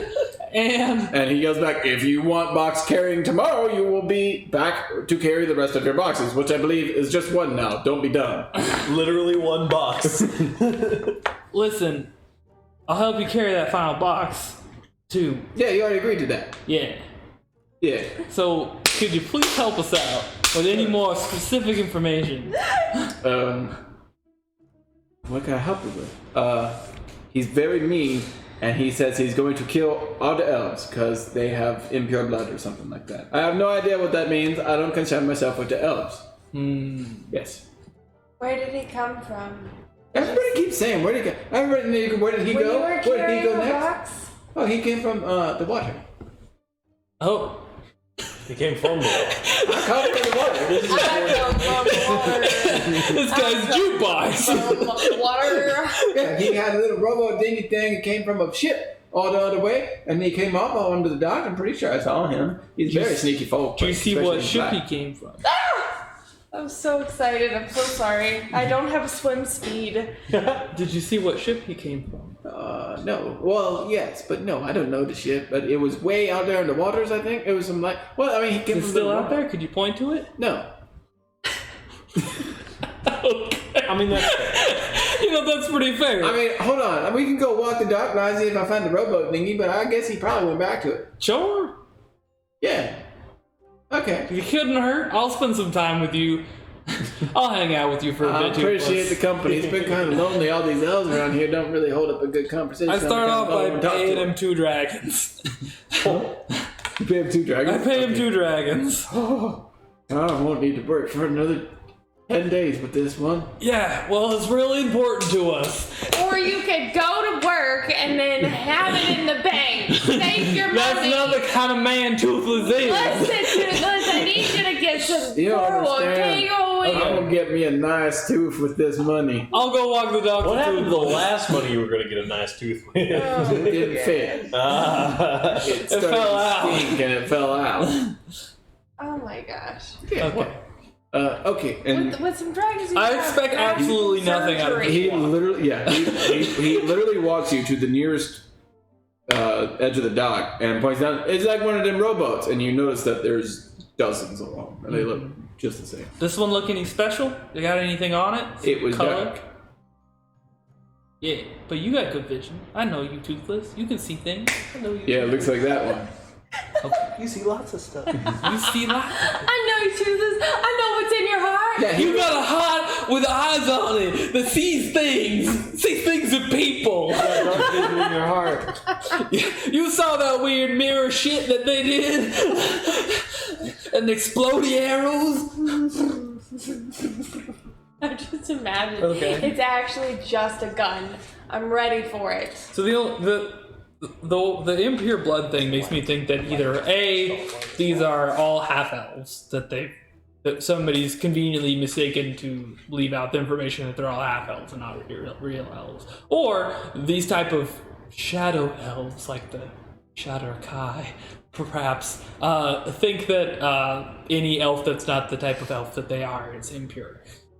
One of the two. It'd be nice to know if it was only half-elves, because then we could, case the place for half-elves. Or pretend to be half-elf. Also, it's kind of like drow sounding. They only come out at night. Are you discussing this in front of him? Or is this more meta? No, sorry about the meta. I assume that was meta. I mean, I'll talk to was Toothless discussing this in about front of all the things he said. I'm just kind of almost repeating them so that In English. in English, so that he kind of yeah, and then Are you participating in the conversation? Yeah. I am as well, yeah. Oh, you guys are gonna hang out with me and walk the dock with Toothless? What else are we gonna? I don't know, what like was that something word you just fun. Drow. The drow. That sounds familiar. Yeah, I think that person was a drow. What's a drow look like? They got I- purple skin. I describe a drow as textbook, as I've read in a book via Olo. Oh, that sounds a little bit formal and punctual to the point, like it was written in a book. I don't read books. How would you know that it sounds like something that's in a book? Mother told me. My mother told me. Yeah, he was like, My mama told me so much about the drow all the time. Yeah, he was very much saying the impure bloods don't deserve the life that they have, and they should stop breathing. So he helps them. They got a nice little wicked saber on them, really fancy type of clothes too. Also, their bows are so weird. They don't look like bows at all. What do they look like? Well, you see, How does he hold it? like this, Crossbow. but Wait a second, just like that. like that, but no strings attached. Oh, It's just like a little, well, you see, there's a little fuse you at the sure top. got real close to these guys, didn't you? It literally murdered a dude in front of me. Man, you what's that contraption you got going on there? You just killed that guy with. Whoa! I didn't exchange a word or two with him. Oh yeah.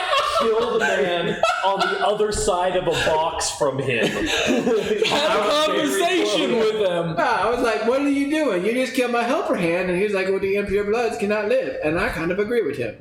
It's just weird that he's also one of them. Did he try and get you to join him? Did he say anything Oh about it? no, I'm not of the pure blood, so I don't know what that means. But he wasn't there for me. He said I was not the chosen one for the night, and that was weird. But I'm still here. I asked him if he had a tooth to sell. Oh He said, no, he's gonna be the chosen one for tonight!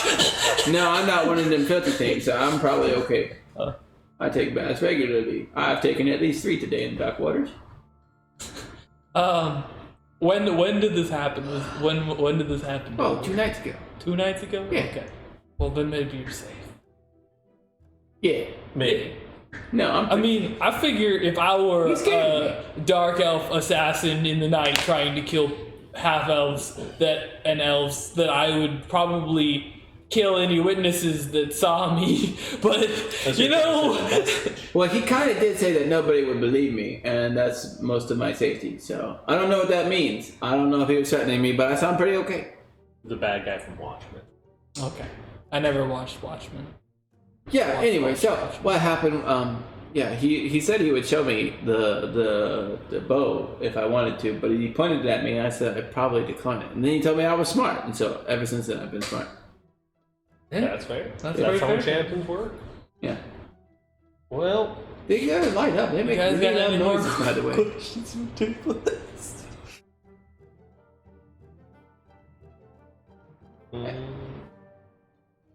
So back to that box. Yeah, I will help him carry his box. I'm a man of my word. Are there any night shifts that you know of? Night shifts? Yeah, they come and go. Come and go. Sometimes. Not always a night shift. If it's not a night shift and a murder happens, it's usually around the bar. Pretty much what I knows. Yeah, strange. I guess How I do knew we more about know? this than I thought I did.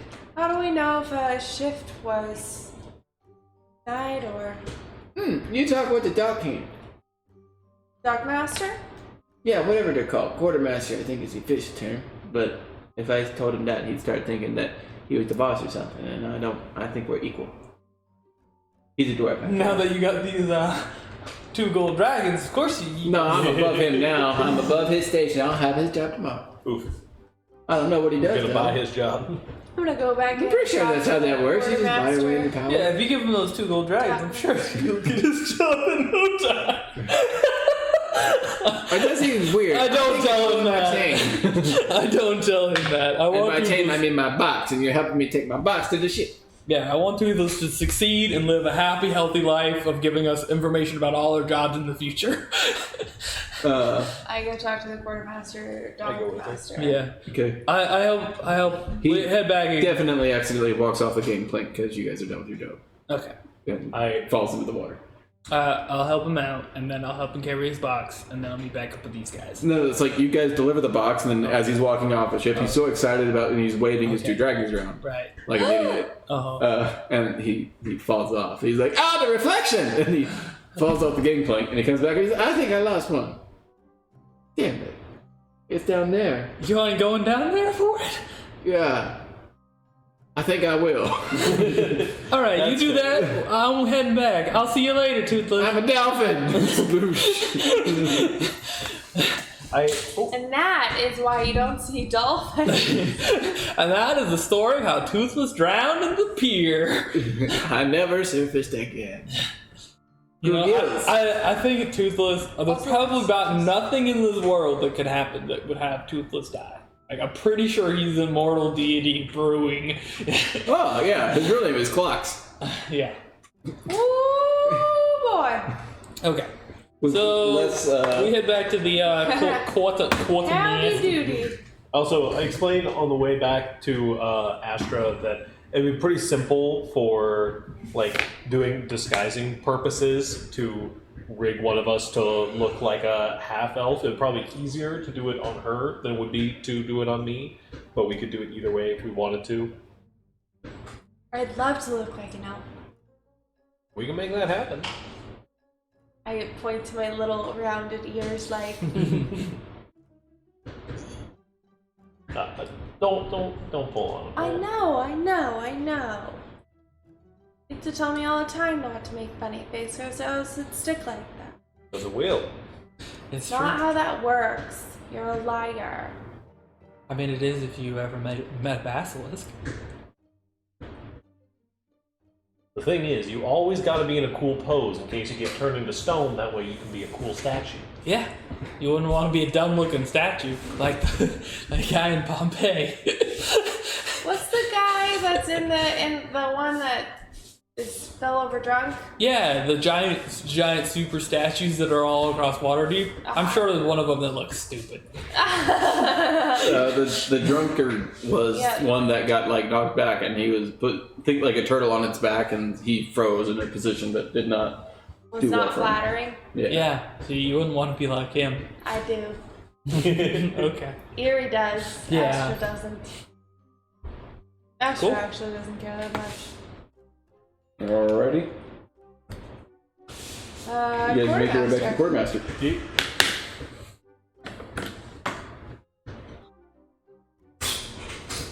So we hear there were some night shifts. Yes. That's typically when the attacks happen. Do you have any night shifts this evening? Nope, not this evening. Finished up work pretty good today. I had an influx of sailors that seemed to have some bets to pay off, so instead of incurring more debt. That's fair. From our information so far, this happens literally every night, right? Every other night or so. Oh, every other 2 to 3 days. Okay. And it Like, hasn't typical happened cadence. in 2 days. Just to verify, are there any elves or half elves working tonight? Let me check the registry. There is one. Just the one. That's the one. What dock's he working on? You don't know. This one. Just so we can stay in the vicinity. Yep, right here. That ship over there. This is his crew. In Fantastic. fact, that's him working right there. He'll be pulling up a shift later tonight. It's just toothless again. Bada bing, bada boom. We got a plan. We got a plan. We'll stake out. Maybe dress one of our members up as half elf maiden. I'm down for that. I'll dress up as the half elf maiden. With a big frilly dress and then Clip clop, clip clop. Oh my gosh. I think it defeats the purpose if the ears are being covered by the horns. yeah, we probably just kind of like loiter around until nightfall. Spend a little bit of time. I would be getting open with her- him about our plan. He would be very adamant to be like, look, I'm not a part of this. I don't want to be a part of this. You already paid me. I'm good. Let's leave it at that. Sounds good to me. So, do you mind if we stake out on some roof area, or? I don't know on the roofs. You do what you want. You get yelled at by the guard or whatever comes your way, that ain't on me. Sounds like a good philosophy to me. Philosophically. Are the roofs too high to jump off of without hurting ourselves? Is there like a box area, or? Yeah, there's some boxy areas to get through it without. I mean, you're probably not at risk of hurting yourself. There's lots of just general, like, detritus around here, but overall, it would be more like an acrobatics to get off of it in a meaningful time frame. I'm So pretty y'all- good at that. Y'all do what you wish with all that. I will be. The bait. I'm more of a ground level kind of person myself, I'm but fishing. I'm good. I like roofs. That's my whole thing. Is getting on roofs. Being a fiddler on the roof. I hang around that dock, just sort of sitting there in thinker pose for a while. If I'm approached by people, then I will have conversation, but other than that, I'm just hanging out. You would be approached by a good number of sailors throughout the day as they were ending their shifts, all of them hitting on you with various levels of charm. Are they cute though? They're dogs, of course they are. They're okay, alright. Well, if there's no Zorros on that pirate ship, it ain't happening. That'll be whatever you want me to be, lady. You just tell me. I want you to be cute, but that ain't happening. I'll go pay a charmer for the night. Oh. also getting her set up in a like half elf situation costume is basically it's like there's nothing weird about this. It's completely normal and for disguise purposes only. I get her set up with like some it's like mild prosthetics to point her ears out a little bit. Not like big, floopy, pointy, but just like a little bit. And then get her set up with some makeup to kind of like round her eyes out a little bit. And or do you have freckles already? I forget. I know you're a redhead, but Yes. if you do, then I like foundation cover your freckles up and then set you up with the like specific cheek freckles and then like the little tiny bit of blush on your nose to give you the full like half elf e-girl look. And it's like, all right, I think that'll work out for the most part. I think Yeah. you look Go ahead and fine. give me a disguise kit check. This guy's Best guy friend's like, you look fine. Fourth wall is like, oh my god, she's so cute. What modifier is that? Let's see. You kind of described the elements. So let's go with intelligence. Now I need a cosplay as an elf. Dang it. Efficiency, that is a 9. Not bad, not bad. You're fortunate. You think like it'll pass off at the nighttime. Damn. Nice. Doesn't stop any of the sailors from walking up. You look a little strange, but you're cute in your own way. It actually boosts your charm as an e-girl. You pull in all of the the sailor chads. I do the thing. And I'm also like, I don't do that thing, or this thing, or this thing. Golly. Where are the cute ones? Do I notice any of them being elf or elven or There's a couple other elves. Yeah. I'll give them a wink but nothing more. And then, is there somewhere I could post up on a roof that would be close enough by to be relevant? Yeah. The warehouse itself is the closest place. Okay. And I could be sneaky up there? Yeah, I'll be sneaky on the roof then. Clip flop, clip flop. Sniper set up on the roof. And I kind of take out my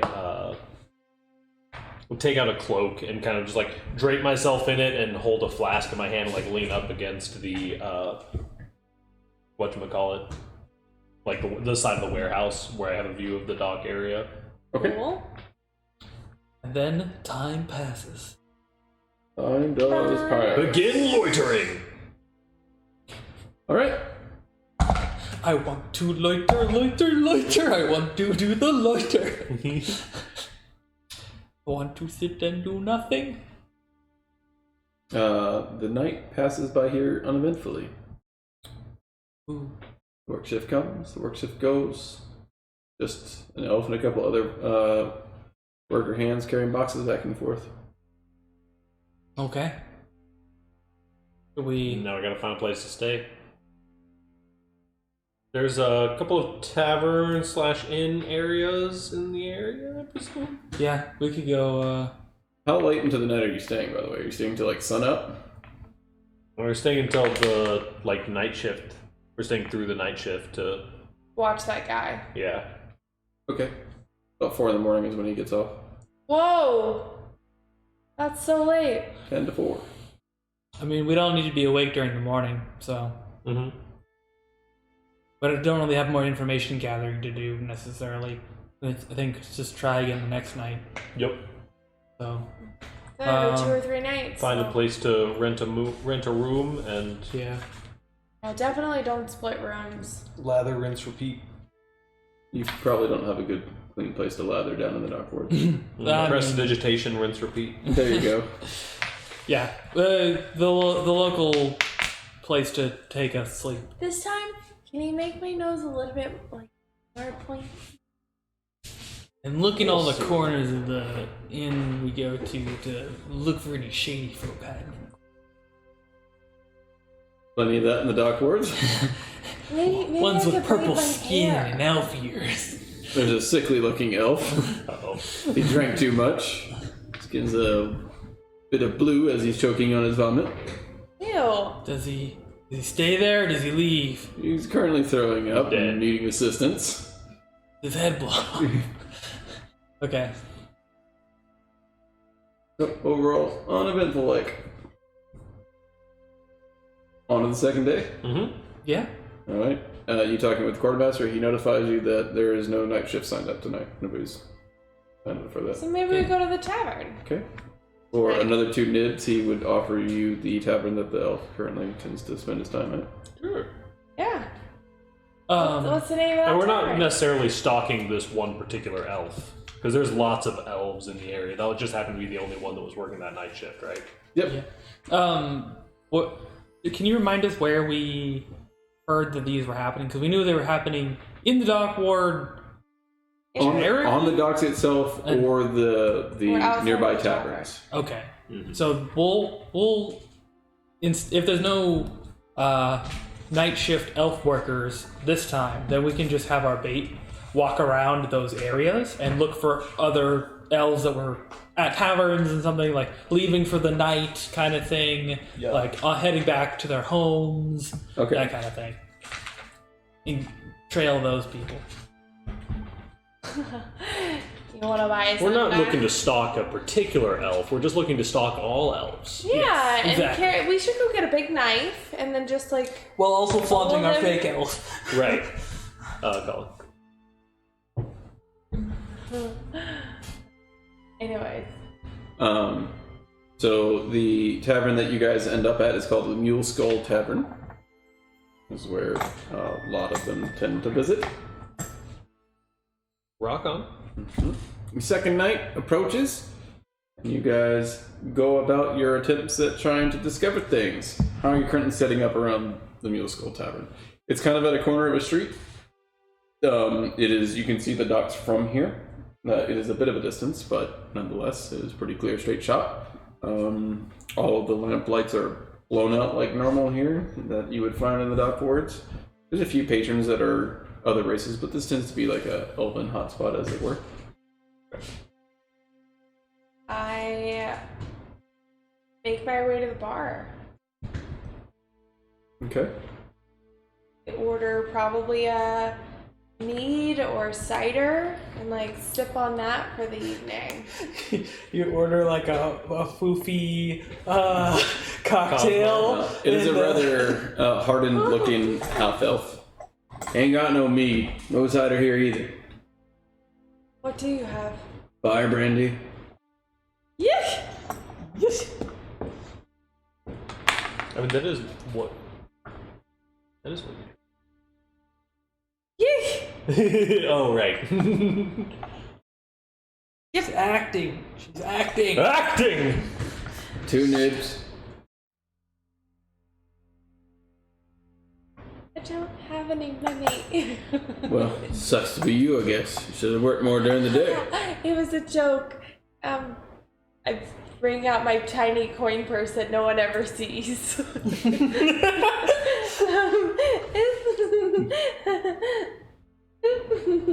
He gives you a very small shot. That's it. I mean, thank you. Constitution check, please. Yeah, I got that in the bag with my 12. It burns going down, but you hold the face. Yeah, I do. That's your drink of choice. That is, yeah, that is just actually what she drinks. It's got to be fire brandy when you're a fire druid. I feel hype. Fire Gonna go Brandy for gives Really getting into character now. Fire Brandy gives me fire poops. Fire brandy gives you wings. So what's the general plan? Now it's past sundown. Look approachable as fuck. Inside the bar, or what? Yeah, inside the bar, just sort of. Probably one of us hang out outside the bar. I was more thinking of like, I guess it'll be more useful later in the night when people are leaving the bars, of like following them around, and then just until then, kind of, I'm going to be around the nearby alleyways of the bar. I'm probably going to try and do the fake drink, which is like, oh my god, I'm so drunk. I wish no one would follow me out and try my head. You know, You are in the dock. I was gonna say like. We were You're kind of gonna- lucky you didn't get attacked in the night last night by not a drow. Yeah.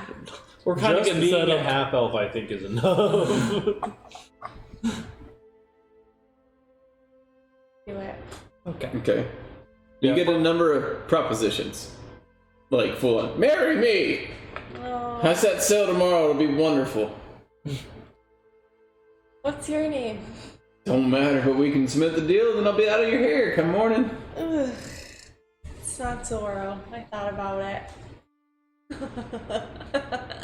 I thought about leaving all my friends and my new life behind and sailing off into the sunset with this random dockhand, but I decided against it. Oh, Something no, you told wouldn't me, be going, you'd be something in the staying here. cards told me not to do Somebody it. write fanfic for that, please. Hey, listen, I ain't your girl, but there's gonna be one. I promise. You'll find somebody. Yeah, that's what she'd like to say, but instead she's like, "You're just not my type. I'm really only into No, I'm good for it, lady. Just We're like- marry me. That's all I want. I can't like- get you a ring. real elves, like true, I am a real elf. full-blooded. It's just like full-blooded. the only way to go." You're crazy, lady. I like that. Marry me. Ugh. I'll beg if you want me to. And he gets down, starts crawling at your feet. Oh God, you're weak. Not making it any better. Yeah, it's mostly just very ineloquent. She's very used to this. People are people, my dude. Elves are elves. And sailors are sailors. So, around That is 1 and 2 in the morning, people start drunkenly walking their way out. In 1s and 2s. Mm-hmm. Probably make the transition from being inside the bar to being outside the bar at that point. I want a vantage point. Okay, there are a number of nearby buildings that you can climb on top of. When I You'll have to give a walk stealth check. towards Stealth check. I like those. I can do those things. Mhm. I like rolling dice. 13. Okay. I do the similar, like, cloak up with a flask in my hand and just, like, leaning up against the side of the bar. Stealth check. Good Lord. Inconspicuousness Cool. check. Oh, slipped out my hand. Yeah. A 22. Okay. And you a deception check. Yeah.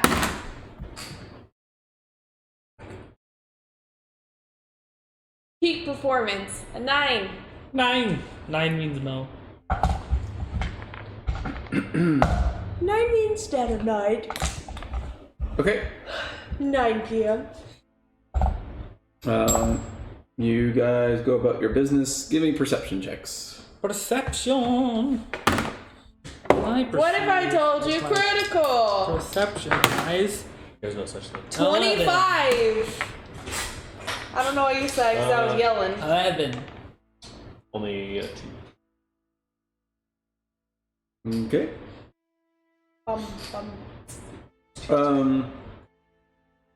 It's dark and the night is full of terrors. You do happen to notice while you're traveling along that there was a hunched over figure on a building opposite to the end of where he had set up.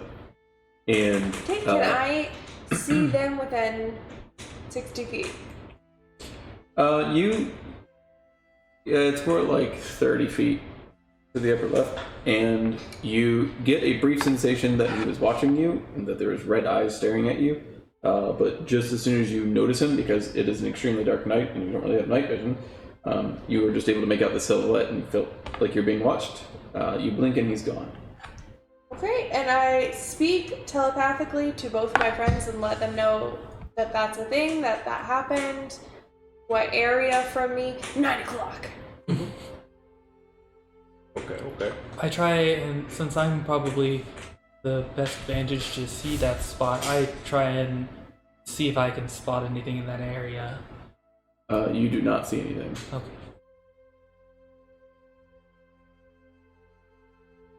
I prep to summon Prometheus. Uh-huh. No. Yes. I try and Yeah. continue on with what I was doing and stealthily casing the target folk that might be targeted. Okay. I With more alertness now. Yeah, I stay hovering in the area. try to make my way to a place where I'm by myself.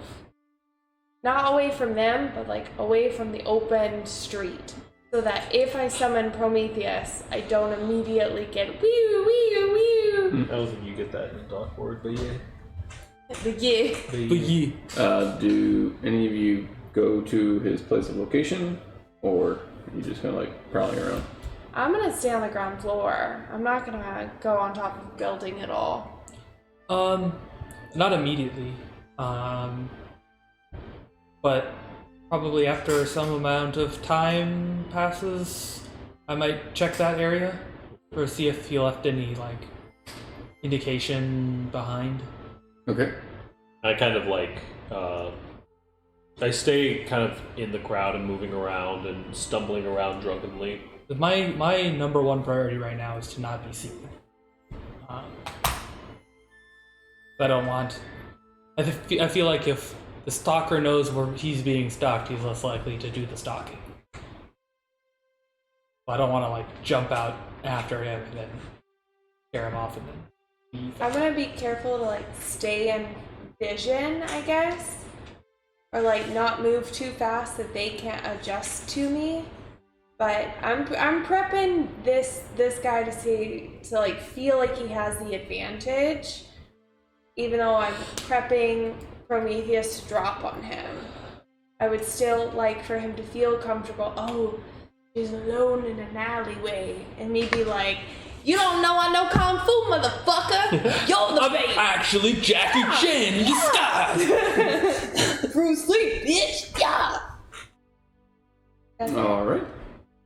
Go ahead and give me another perception check, and you give me an investigation check. Alrighty. What if I told you And you can give me a perception check. it was too. a 19? 20. 3. Or sorry, just 19. Okay. Can't roll good on every roll. So you guys notice nothing for the rest of your watch, and you get there, not noticing anything out of place as far as like creature concern goes. Either you waited too long, or you missed him on the way in, or something to that effect. You do notice that there is a small piece of paper pinned down by something like a tack or something to the rooftop. I checked that out for cautiously. Another investigation check. Assuming you're checking for traps of some kind? Yes, I'd like to not touch the paper and blow up. Okay. 13. Alright. Slight difficulty modifier due to it being very dark, but other than that, you do not notice any traps before you go to the... I pick up the paper. Okay. You can see that it is written on it, and it says, "I see you're fake. I'm not convinced. Don't interfere with my work." Well, shit. Well, we still want to interfere with his work, but the fake thing isn't working, so we'll just have to use the real thing. Polymorph her into an elf. Yes. Or Damn it. find real elves. Yeah, let's just. Maybe he can just smell elf blood. Alright? That seems like a reasonable type of magical ability for a person stalking elves.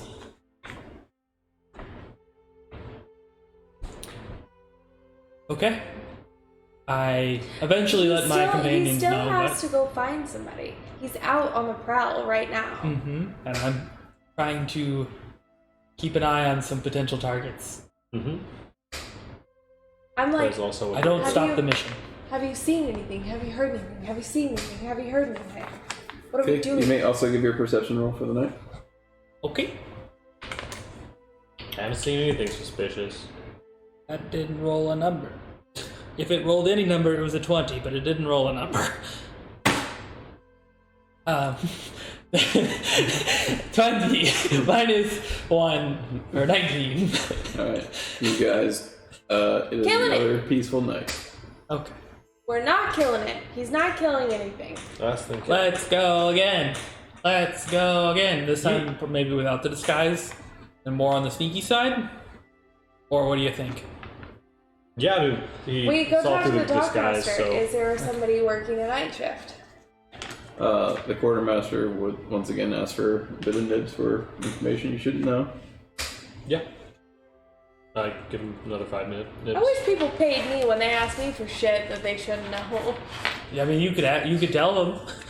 Hey, if you want to know the answer to that question of like how to Here's my Venmo. Venmo me money. yeah, like sure I'll go hang out with you, or sure I'll tell you what our plan is or why we're in Waterdeep. You could have asked the big guy.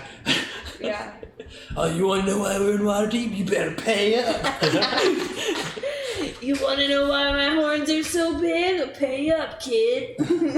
And they'd probably be like, I'm not interested that much. Sorry. You guys are. So that's how they can make a Yeah, little bit of so extra we money. paid, and he says, He says yes. yes. Okay, We need to be sneaky. we'd be sneakier. Yes, we This just time sneak is out. much sneakier.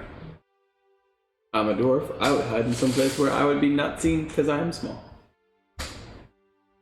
I try to be here. We get Scooby-Doo boxes. We punch out our Alright, holes. you guys have been here for a couple days now, you're getting to know this area a little bit more. You fought off a few coin purses with glares and menacing looks more than anything else. They've also come to recognize you a bit too, and word's kind of spreading, maybe we don't want to mess with them so much. Okay. Some of that's coming from Toothless, claiming that one of you is a very powerful and fortune teller, future-seeing wizard. It's true, in a weird kind of way. If you mix the two of you together and called you a wizard, then yes. with horns. He's also said that you have a lot of money because you handed him 2 dragons. So it kind of balances out. Yeah, you notice that you've been sequestered a lot more, but people are paying more attention to your weaponry. So usually you telling them off tends to have an effect. Okay, that's good to know. Yes. I think. You're also pretty well known in the dock wards now, so everybody knows that you have this lady in tow that sometimes is an elf and sometimes isn't. Notoriety +1. And I'd like to cover myself in green today. Green. Yeah, so I can look like an orc, like a half orc. Maybe it's not an elf thing. Orcs are a little bit hard to do. Look at me. Yeah. But you could do it. I believe in your disguise ability. It wouldn't have any purpose, but it'd be funny. Yeah. He would show up and I would say, "You're right, I'm not an elf. I am a half orc." Rawr. And then he's like, "No, I won't kill anymore." but one of the more important facets is that you've kind of gotten a pretty good lay of the land here. And so you know where you can disguise and hide yourselves at night, so you may all make your stealth checks with advantage. Yay! I'm pretty much just doing the same, like, drunk outside the bar. I do the same thing, but better. I had the box. Ah, good thing I had advantage. I have 19. 20. 20. Nice. Good. Otherwise, I would have had a 6. High five. High five. High five. High five. High five with being sneaky. High five, blow the sneak. Mental high five. Also, just a fair warning, we're on that time limit. I'm not sure if we can get into this. No, we definitely can't.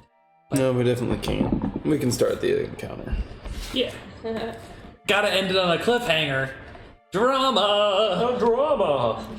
Oh, Get a little lay of the land here. look how cute this It is. is real cute, actually. For some effect here and the preservation of time so that I can get this going. So basically, this is going to be our warehouse, and the warehouse that you guys have been visiting most often, actually, we're going to have the rooftop here just for the establishment of that's where you'll probably be, provided that you're on the rooftops again. This leads down to the piers, going this way. There's a whole bunch of rowboats along here. The ships that you guys are loading onto are down over there, and there's a bridge that catches this particular area. I'm sorry, but I heard robots. The rowboats. There's a bunch of robots over here. Bunches of Beep, boop, robots. robots. Rowboats. Okay, Clarify. rowboats. Yep. And yeah. So you guys would be, and we can swap this over real quick just to kind of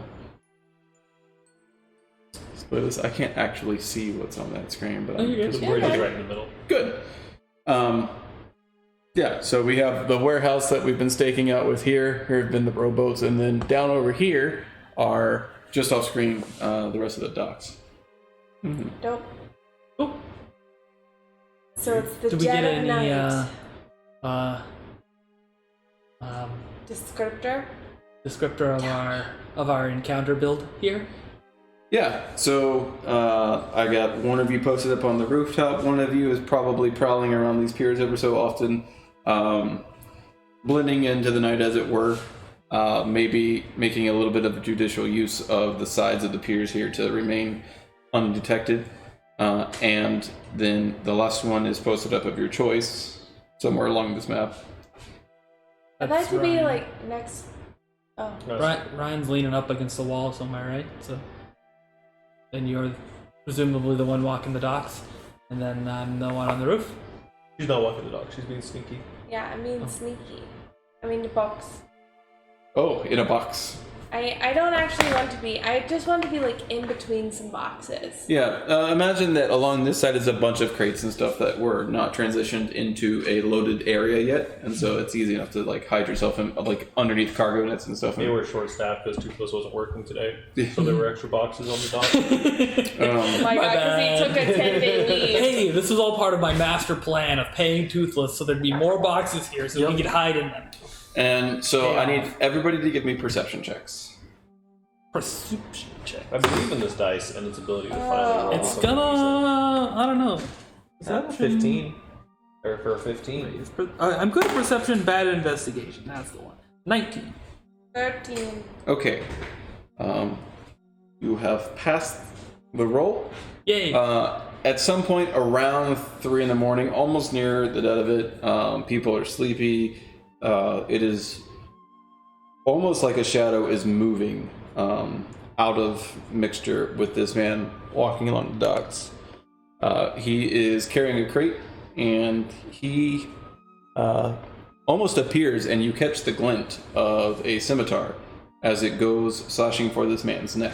You see him, and you are able to react before that happens. Okay. Yeah. And Also, that's I have the...